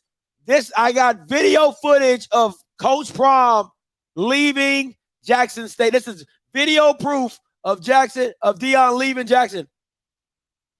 Up right now, on to Prime Marauder. Get them wings up right now, on to Prime Marauder. Get them wings up right now, on to Prime Marauder. Oh, man, that is breaking news. Dion leaving Dion leaving for Colorado. All right, let's get it. I'm gonna take these last few callers. 8132 coming to you. Hey, caller, you live. 8132 caller, you live.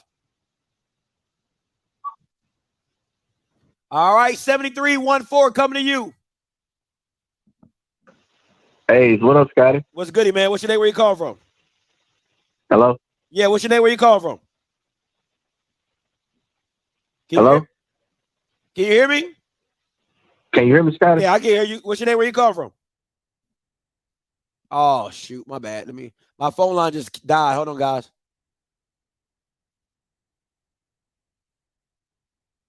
There are 5 participants in the conference. Hey, my bad. My call line shut down on me. 7314. You back? You still live? What's goody? Can you hear me? Yeah, I can hear you. What's goody? All right, bro, man. What up, man? Look, man, I'm just going to be blunt and straight up. I know a lot of people going to say I'm hating, but, man, I'm glad Jackson State lost, man. I'm going to keep it real. No, listen, bro. You preaching to the choir, man. I'm with you, man. Ain't no hate, no here. If you happy, I'm happy with you. I'm just glad, man. Like, look, man, ever since Dion showed up, it's been a bunch of nut riders, man. And, like, man, just like you be saying, a bunch of nutsack defenders, man. These dudes, man, they was acting like this man was literally God's gift to earth, man. And I know he did a lot of good stuff for the SWAC, man, but, bro, he ain't no better than any of these other great coaches, man, that was out there. And I don't even consider him great. I just think he took advantage of what he was able to take advantage of, man. Absolutely. That's what I think, with transfer portal. But one thing I want to say, I don't really want to say nothing about the game, but I know that's what you want to talk about. I do want to say this. Man, I know he's found a better opportunity than everything. You move on, you do whatever you do. But I'm disappointed, man, that I never got to see them ever play the other really good FCS schools, man. That's the one thing that bothered me with him leaving, man. Yeah, I never got to see the North Dakota State game, the South Dakota State, none of those schools, man. They basically played a bunch of teams that they knew that they would beat, really, man. And, so that's part of the reason why I say I'm glad he's leaving, because I actually do think T.C. Taylor would play those teams with Jackson State, even though Dion always said the black players should come to HBCUs, the good ones, but he's taking all the good ones with him. So I don't really know, man. It's okay, bro. I'm split. Listen, for somebody who's happy that he lost, you sound like you're sad. I don't know why you sound so sad, man. No, look, I'm happy he lost because he needs to just get out of there. But when I'm sad to the fact that I wanted to see him go up against those other top-notch FCS schools. That part, that's what I wanted to see or whatever. And we never got to see it for whatever reason he wouldn't play him. Yeah. Because I think the entire time he was there, Jackson State didn't play not one ranked FCS team, if I'm not mistaken. So, man, we never seen like how actually good the team was until I think literally today we seen how good that they were. And they got beat by another really good team, in my opinion. So, man, that's all, man. Your boy Dion the Fried, man. He a fake. I'm gonna keep it real, dog. Appreciate it, man. Appreciate it. 7173. Oh, Smash coming to you. Then 7173, you next. What's up, Smash? What up, Scotty? What's goody, bro? Hey, man. Hey, dog. I got so much footage, bro. Like I'm talking about, I was on the sideline. I felt like I was ESPN his damn self. Like this was a good game.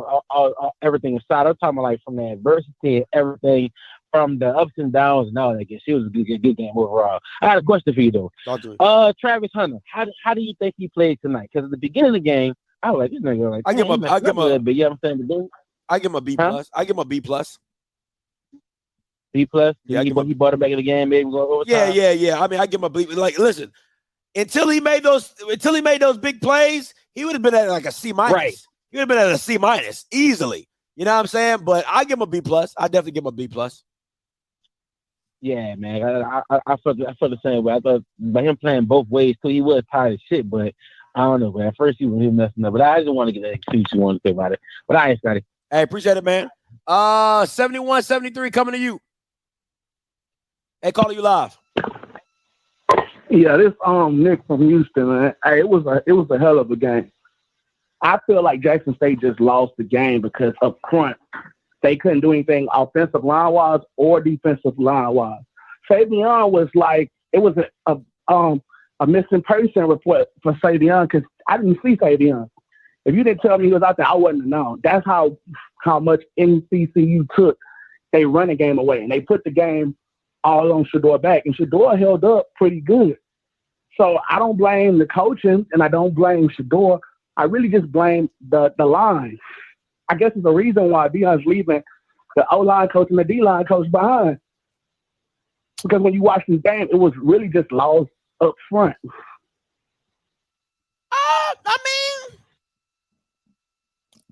I mean, I mean, listen, you don't score 41 points because you're weak up front. There's a lot of avenues. There's a lot of avenues that need to happen for me to score 41 points on you, and you can just say, "Oh, you lost up front." Nah, you was losing a lot of other places was losing too for 41 points. Well, Shiloh was getting cooked. We already know that. Shiloh shouldn't have been starting. It really should have been Herman Smith, in my opinion, who should have got the nod. But, you know, that's him just playing his son, playing favor. Shiloh shouldn't have been started. Shiloh get cooked every game in coverage. Nobody Shiloh cares. is good coming. It's just funny to me. It's really funny to me. People jump on here and call in, and I'm not just blaming you or whatever. But it's real funny to me when I say stuff and players are playing well, and I'm like, hey, he's not that good. I would be attacking Shiloh. Everybody's like, oh, you don't know what you're talking about, Scotty. Oh, Shiloh is this. He's a Sanders. He does this. Headache game. Ooh, CEO, headache game. And then this game happens. And then everybody's like, well, we all knew Shiloh wasn't really that good. Did we really? Did we really? Because I've been saying it for the past 2 years. Anybody who watches football and is a fan who don't have a blue and white lenses on will tell you Shiloh in coverage is not good. I don't know what everybody else saying. I know what I'm saying, and I watch football, and I could have told you Shiloh is not that dude in coverage. He's good coming downhill. He's good hitting people. He's good in the box. But he's not good in coverage.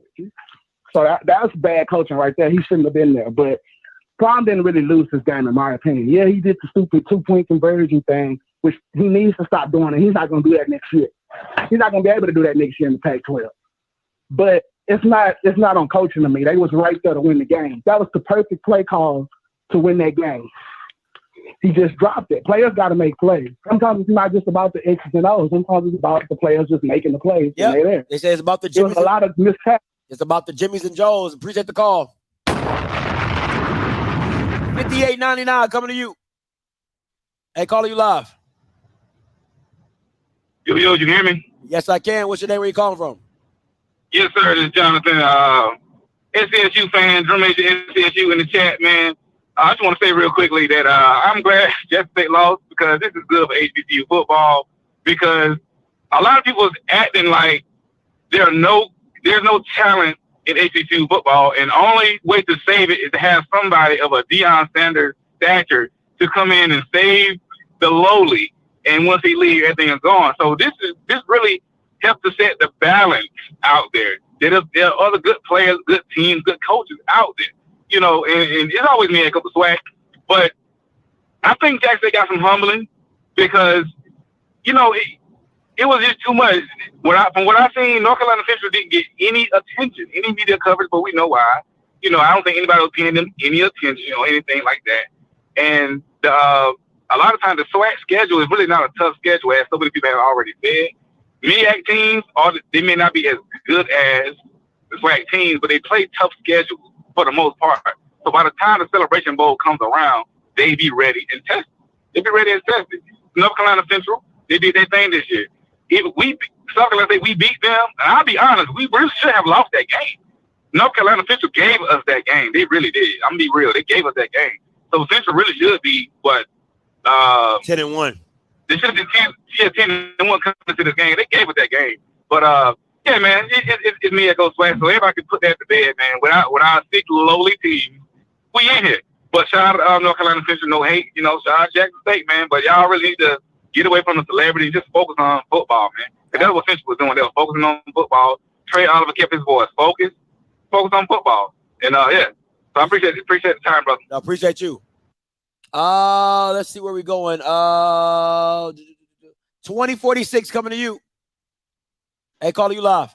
Hey, what up, though, man? It's Rock from Detroit, man. What's up? I just want to say South Carolina was prepared, man. They made Jackson State come out that blitz. If you really watch the game, it's North Carolina. When Shiloh and them was in the game with Nugget, they only gave up 14 points. It's North Carolina, not South Carolina. Yeah, North Carolina, my bad. Go ahead. But yeah, they only gave up 14 points. It was when they had Herm Smith, when they changed that lineup, they gave up the rest of the points. They North Carolina State, it was bigger, man. Bigger. They played tougher ball. But it ain't on Shiloh, man. Everybody jumping on them. They give up some passes here and there, but they only gave up that 14. Really watch that game. Jackson State tried to come with the blitz they usually do, and North Carolina shut it down with that old line. So they made them play a different game, took them out their game plan. But give it up to North Carolina State, man. I'm a Jackson State fan, Michigan fan. That man said North Carolina State. Gotta let you go, my boy. Got to let you go. Once you say North Carolina State, that was your second one. I had to let you go. 37 coming to you. Hey, caller, you live. Hey, what's up? This is Kenny, man, coming from Salt Lake City. What's up, man? Thanks for having me on. Real quick, man, I'm very impressed with what North Carolina Central did. I think too much of the attention all week has been on Jackson State, and like somebody mentioned before, a lack of attention. I didn't even know what North Carolina Central was capable of, to be honest. And they came out the gut, just punched them boys in the mouth to start. I thought they was very focused. They had a really disciplined game plan. But the bottom line, they won in the trenches. You can have all the skilled players in the world, all the 5 and 4 stars, and everybody saw it today. If you own the trenches and you stay true to yourself, you can find a way to win. And that's what they did. They made more plays in the end. I think Coach Prime, I'm going to be real with you, I was listening to some of the stuff he was saying in some of the Colorado press conferences. When we win this championship, we're going to come back and do this. He was overconfident, but at the same time, his attention wasn't just solely on Jackson State winning. And if I'm the opposite coach and I'm a team with North Carolina, a player with North Carolina Central, that's bulletin board material for me. Prime was giving them bulletin board material all week by basically talking about what he going to do. And he wasn't 100% focused. He was recruiting all week for Colorado. I'm telling you, man, they had a lot to do with it. But at the end of the day, I think the better team won. And I'm going to leave it at that. Hey, man, appreciate the call. Hey, listen. Let me say something. This is huge. Yo, shout out to Kevin Coleman for staying at Jackson. This is huge. Absolutely huge. Jackson, you might win 4 games now. You might win 4 games. 75-50. Oh, I was about to come to you. 92-36 coming to you. Hey, caller, you live. What's up, Scotty? This is Reggie, man. What's good? What's up, Reggie? Talk to me. Nothing much, man. Good game. Not gonna even cap. But just had to say something to some of these Jackson State folks because I know I heard one of your other people in here saying he ain't gonna congratulate him and all this about talent. At the end of the day, and Scotty, you're a little spiritual guy yourself, So in the book of Matthew, book. You with me? I'm with you. Right. I'm gonna pull it up. Right, if you can give me the verse and the chapter, I'll pull it up. All right. It's chapter 26, verse 52. It says, "Put the sword back in its place." Jesus said unto him, "For all who draw the sword will die by the sword." That's what he's saying, Matthew. Now, so that whole going for 2 and what you've been doing all season. Hey, what the word say? I'm gonna go back to it. For all who draw the sword will die by the sword. But to bigger things, they said that they was gonna go, make history, and they allowed themselves to repeat it. They were nothing but some snapping turtles. You see the word there, don't you, Scott? Listen, I'm about that Bible now. I'm about that book now. Come on now. Hey, you could have Googled it. I went to Sunday school now. I got that on lock. But I ain't gonna hold up your line. I know you figure it off here, but I got one more thing I'm gonna play for you. This is for the Jackson State people. Now, I gotta get them right. Hold on. Your tears are just temporary relief. Your tears right, I can't let it play too long because I don't want to get a copyright strike. I like to make money off my post-game shows. But appreciate it. That's some good word, though. I appreciate that's some good word. 5239 coming to you. Yo, what's going on, Scotty? Yeah, what's good? He talked to me. What's your name? Where you calling from?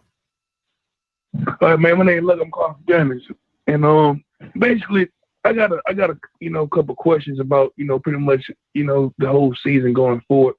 Now, since you said the SWAC conference, MEAC conference, they don't enter the playoffs, so wouldn't this game, when the SWAC meets the MEAC conference, wouldn't that game be considered the national championship for HBCU football? Yeah, this is the national championship. This is the Black National Championship game.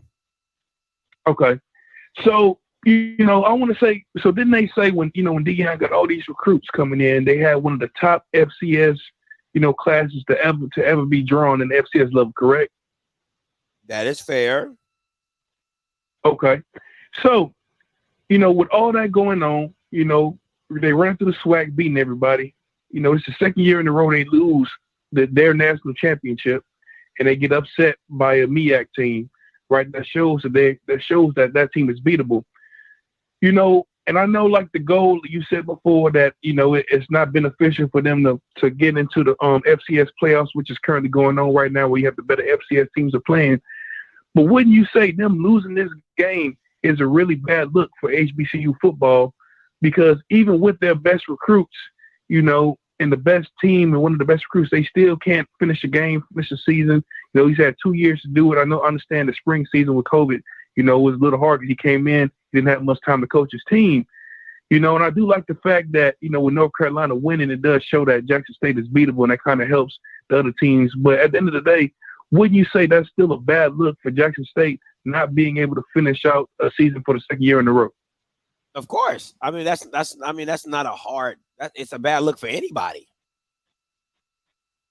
Because I really want to get to a point, because HBCU football, they're at the lower level of the FCS. We want to get these kids drafted, but I really want to get to a point where we can compete with these other FCS schools and join the playoffs and actually play better competition, because I feel like the SWAC is subpar. We do have a lot of standout athletes, as you can see, every now and then, but compared to these more complete teams with better coaching staffs, I feel like we need to get to a point where we can get on that same level. I feel like Jackson. Man, I ain't got time for that. 0527 calling, coming to you. Hey, calling you live. All right, thanks for taking the call, man. Hey, it's about time, and I've been saying this all year, that we finally saw offensive line who truly understands their philosophy. And shout outs to the O-line coach for NCCU.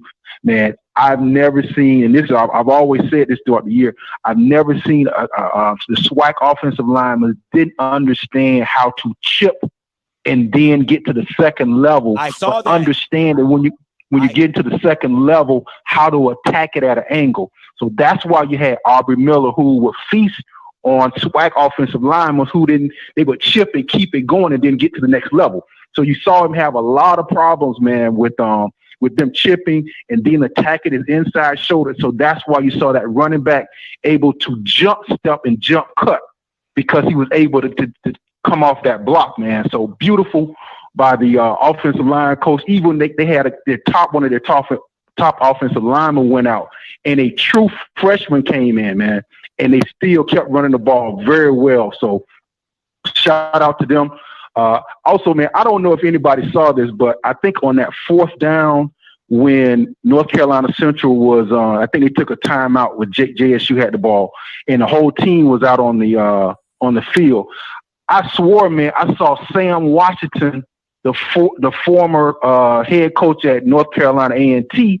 He was out there on the field, like telling players. I was like, maybe I'm seeing things. Did you see that? No, I didn't see it, but he was definitely. I saw him yesterday. I saw him yesterday at the Radio Row. I met him and Coach Buddy personally, so I do know he was in the area. I just didn't see him on the field. Man, go and look back again. That fourth down play I think that's when he called NCCU, called the whole team out. That had to be Sam Washington, man. He was out there on the field, and I guess because he had been let go, he could do that, but he was out there kind of like pepping the players up and telling them, let's go, let's go. So check that out, man, to see if maybe I thought that was him though. But thanks for taking my call. No problem. I think the callers agree with you. I mean, some people in the chat, I believe they agree with you. Listen, the caller before, I didn't have a problem with you saying. First of all, you just was taking stop going around the bush. Get to the damn bush, okay? Go through the bush. Stop beating around the bush. Listen, HBCU football is only going to be more relevant the more times you beat out of conference teams. Point blank, period. All right, you get players in, you do what you do, you coach them up, you go beat teams. That's what. Stop looking to keep beating yourselves and go beat a real team. That's what Campbell did. I mean, that's what NCCU did. They played New Hampshire. They played Tennessee Tech. They beat out of conference games. They lost to Campbell. But they played the teams and they played well and they did what they did. It's just that simple. All right, all this player, yes, you're going to get players. Coach them Bamas up, go out and beat somebody, and then it'll change the outlook of football for the HBCU. All right, 4620 coming to you. What's up, Scott? It's Wake. What's up, Wake? Hey, I'm glad that Jackson State lost because I won my money back that I lost to Blue early in the season. And I want to thank two players. Most people don't miss this, but it was two white boys that helped me win my money back. Number 84 for NCCU named Kyle Morgan, who was a tight end on that punt, that fake punt. Yeah. And then I would like to thank number 84 on JSU's team, Hagler, who dropped that touchdown pass. Facts. I want to give them a shout out for helping me win my money back. Now, here's the question: which one was worse? Who do you feel worse for? Cam for getting stiff arm, or for Hagler dropping the TD? Which one was worse to you? Cam stiff arm. Oh, Cam, listen. Thank you. That was you are too little. And see, people don't, if you don't watch film, go watch the first quarter against Tennessee Tech. Latrell Collier busts through the hole. There's a safety. He comes directly in his face. Latrell grabs him and throws him off to the side. It's the great matter of fact, I'm gonna get the play for y'all. Just so y'all know I'm not bull crapping when I got a scripture for you too, Scotty. I got a scripture for you too. Go ahead. James 1-8. It's about Dion. James 1-8. I put in the chat earlier. A double-minded man is unstable in all his ways. That's fair. Put that in there. That's fair. That's all I got. Good show, bro. All right, appreciate it. I'm gonna show y'all this play with Latrell Collier. I'm telling you, this woes kid, in terms of injury. This kid has been different. Okay, this kid has been different. If I can find it.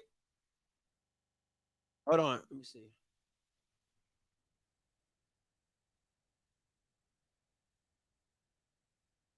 All right, here's the play. This is Latrell Collier, right? And I want to show you this play. He does, this is what he do. This is what he does. This is Latrell Collier. This is what he does. That's what he does. That's what he does. Come look at this. Sir, get off me. Get off me. The kid is different. The kid is different. I ain't got to make this stuff up. The kid different.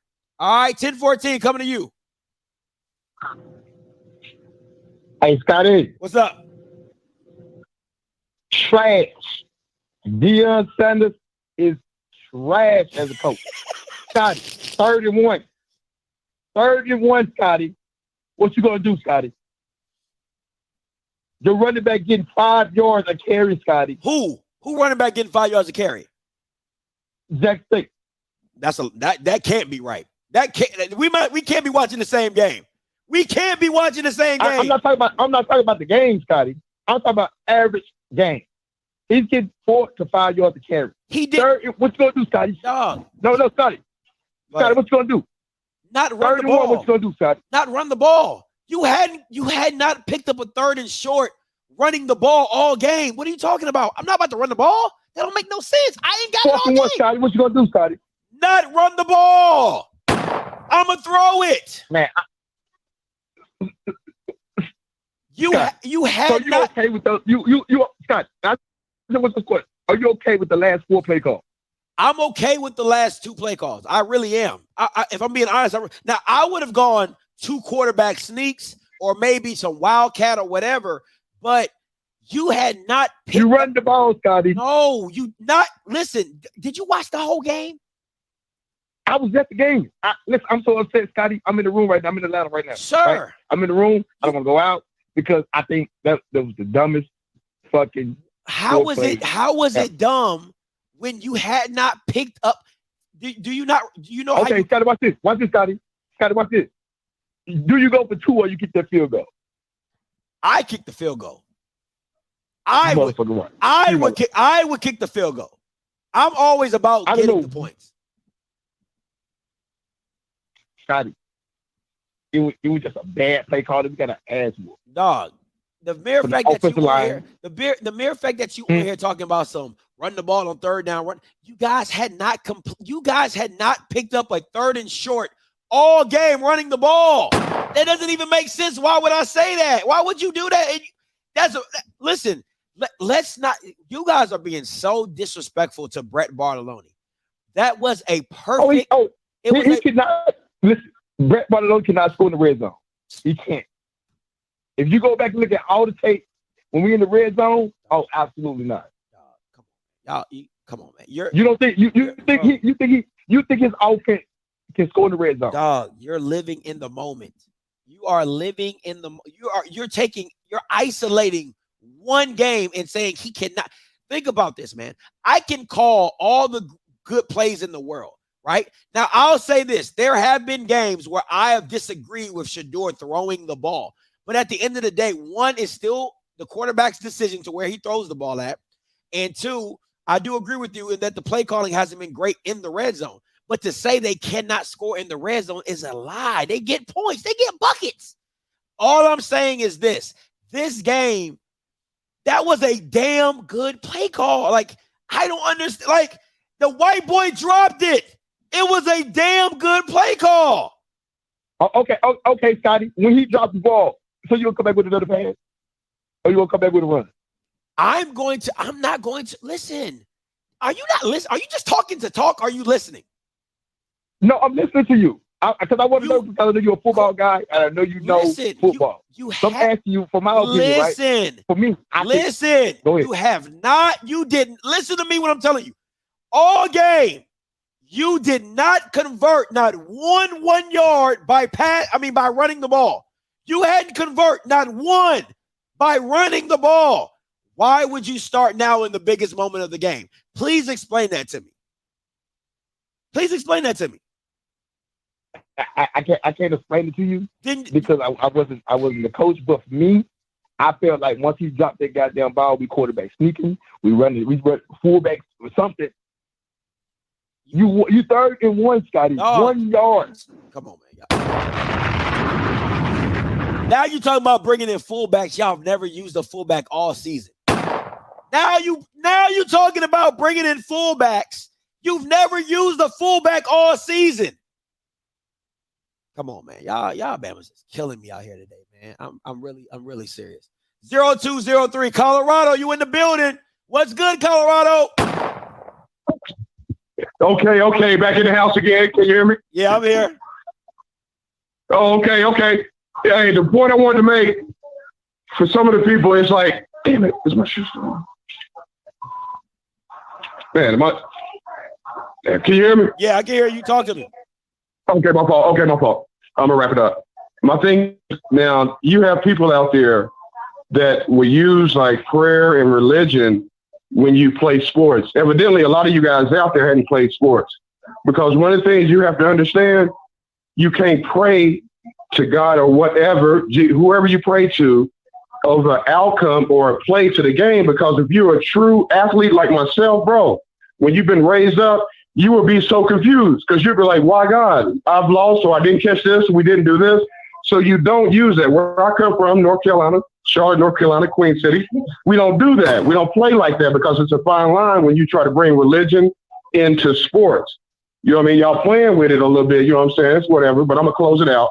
It's this right here. You can't do that if you're a true athlete because you'll be confused. Let's just say you're a Christian. I'm just going to use an example in closing.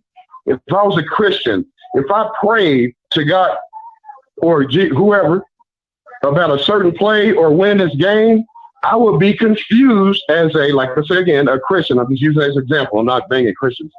But you would be confused. So it's like, guys, you can't be athletes when you say that. I leave that out of there because of the outcome of the game. That's all I was going to say in response. I appreciate it. All right, I'm taking 2 more callers because y'all Bamas are just trying to flood my call lines, and I've been on this mug for 2.5 hours, all right? So I'm going to go my boy TG. I'm going to end it with you, TG. I'm going to take the Jackson number, 0233, and I'm going to take the 2077. The rest of you Bamas, y'all can dip, all right? The rest, if you're not 2077, 0233, and TG, you ended it, all right? 2077 coming to you. What's up? Thank you, Scotty, Mike Magazine. Listen, Scotty, I know everybody is saying how they feel, and this is how I feel, and I could be wrong. When Shadour threw that ball, he did his part, right? And number 84, to me, he appeared to have pushed the ball away. Now, I want to see his text messages. I want to see his call log. I think he was paid by somebody to throw this game because he ain't been dropping nothing else. Okay, now that's it because I'm on my conspiracy theory thing now. But y'all have a good night. Thank you. Appreciate it. 0233 coming to you. Hey, calling you live. What's going on, brother? What's goody? What's your name? Where you calling from? It's KB calling from Jackson. What's goody? Oh, yeah. I just want to say, man, just think about this right here. Coaches make bad plays when the pressure's on. And sometimes, and the players got to, you just got to go with the coach, Now, if that player, that white guy, whoever dropped the pass or whatever, we didn't ever see him in the game before the end. He might have cold hands. I give it to him on that part. But I wouldn't have gave him the chance to win the game or tie it back up for overtime. I'm just saying. That's cold hands right there. Put it back in the same hands that you got you there. No, what you think about that? I'll say this. The reason let me ask you a question, right? Because I'm assuming you watch a lot of football. Have you ever seen those 2-point conversions where the offensive tackle lines up as the tight end? The quarterback rolls one way and he throws it back to the big boy. The big boy catches it and he rumbles it. The reason those plays work is because you're unsuspecting of that person getting the ball. That's what makes the play. It was a great play. It was a great play. It was a great setup. Once again, because when nobody's expecting that guy to come out that way, he was everybody pulling the other way. Everybody pulling the other way, then he goes out and he's supposed to just make that catch. That's all I'm saying. It's simple. That there's no ifs, ands, or buts about it. He's supposed to make the catch. That's what makes it. Thank you for calling. That's what makes the play that much better, right? Because a lot of I just need you guys to understand football. The logic of it is, I have the white boy. You've never seen the white boy. You've never heard of the white boy, and I draw up a play for that white boy. That's what makes it. Because listen, if he makes the catch, everybody's like, oh my God, that's the best play call I've ever seen. Because it's true. It would have been. It absolutely would have been. All right. 7710, I'm going to come to you since you stay on the call line. And TG, you last. What's up, man? Yo, Scotty, man. I just want to say I really appreciate you, picking up my call and everything. But I want to say this about Jackson State. I really felt like, I know how you were saying they don't normally run the ball, but I really felt like, with them doing it, do you think they would have had a better chance if they would have won all O-line, bring the tight ends in and had like one of those big tight ends run the ball and sneak it in? I would have gone with a QB sneak. Listen, man, I believe anything a yard under, I'm doing QB sneaks. I'm not even going to hold you. I'm doing QB sneaks. I'm going to put Savion Wilkerson right behind Shadour, and he gonna push him in. That's just my philosophy as an offensive-minded guy. I think there's. I got one more question for you. What's up? One more. And the second question I have. So this is about Travis Hunter. So I'm sure Travis Hunter is probably gonna go to Colorado or somewhere. And this is the question. I know it don't make a difference, but I was wondering, do you think that when Travis Hunter enters to the FBS level, which he will next year, do you think he will be just as ready as all the other cats? And do you think that if Travis Hunter would have went somewhere else, would he be a lot bigger, faster, and stronger, or would that not make a difference? That's the last thing I have for you. I don't think he'll be as big. I think they have a great. Jackson State had a great, because he's going with Dion. Jackson State had a great strength and conditioning coach from Mo and from Mo Simmons, the guy from Georgia, the Power 5 guy who came from Georgia. He's an absolutely great power, but it's the nutrition. It comes down to the nutrition. It comes down to what you're feeding the players. It comes down to those things. So I don't think he would have been like bigger, faster, stronger. I just think he probably would have been eating a lot better. It's just that simple. All right, TG, you closing it out. Scotty! What's up, T? Man, that dude sound like he been smoking a pack of Newports a day. Yeah. No. What's good, man? Hey, bro, it was a good game. We fell short again. Big ups to my Jackson State, my Jacksonians. Hold your head up, all this back and forth, conspiracy theory, whatever. Dion gone. It's going to be sunshine. Let's go and do what we got to do. And let's keep this thing moving. What's really the big deal here, where we really losing at, is people not hitting this like button. That's what we losing. This man on this mug, 2.5, 3 hours, arguing with you Bamas, delusional Bamas, emotional Bamas. I'm a Jacksonian too. I graduated from Jackson State. I feel hurt we lost too. But hit the dang on like button. Y'all arguing with the man. You on here, listening, you're on the phone, waiting your turn, hit the. It's like 998 people with 400 likes. Come on. Make it make sense. Make it make sense. You lost, I lost too. But guess what I did when I got on here? I hit the like button. Can we get these likes up? That's all I be trying to say. Hey, Scotty, man, you always know you doing your thing, bruh.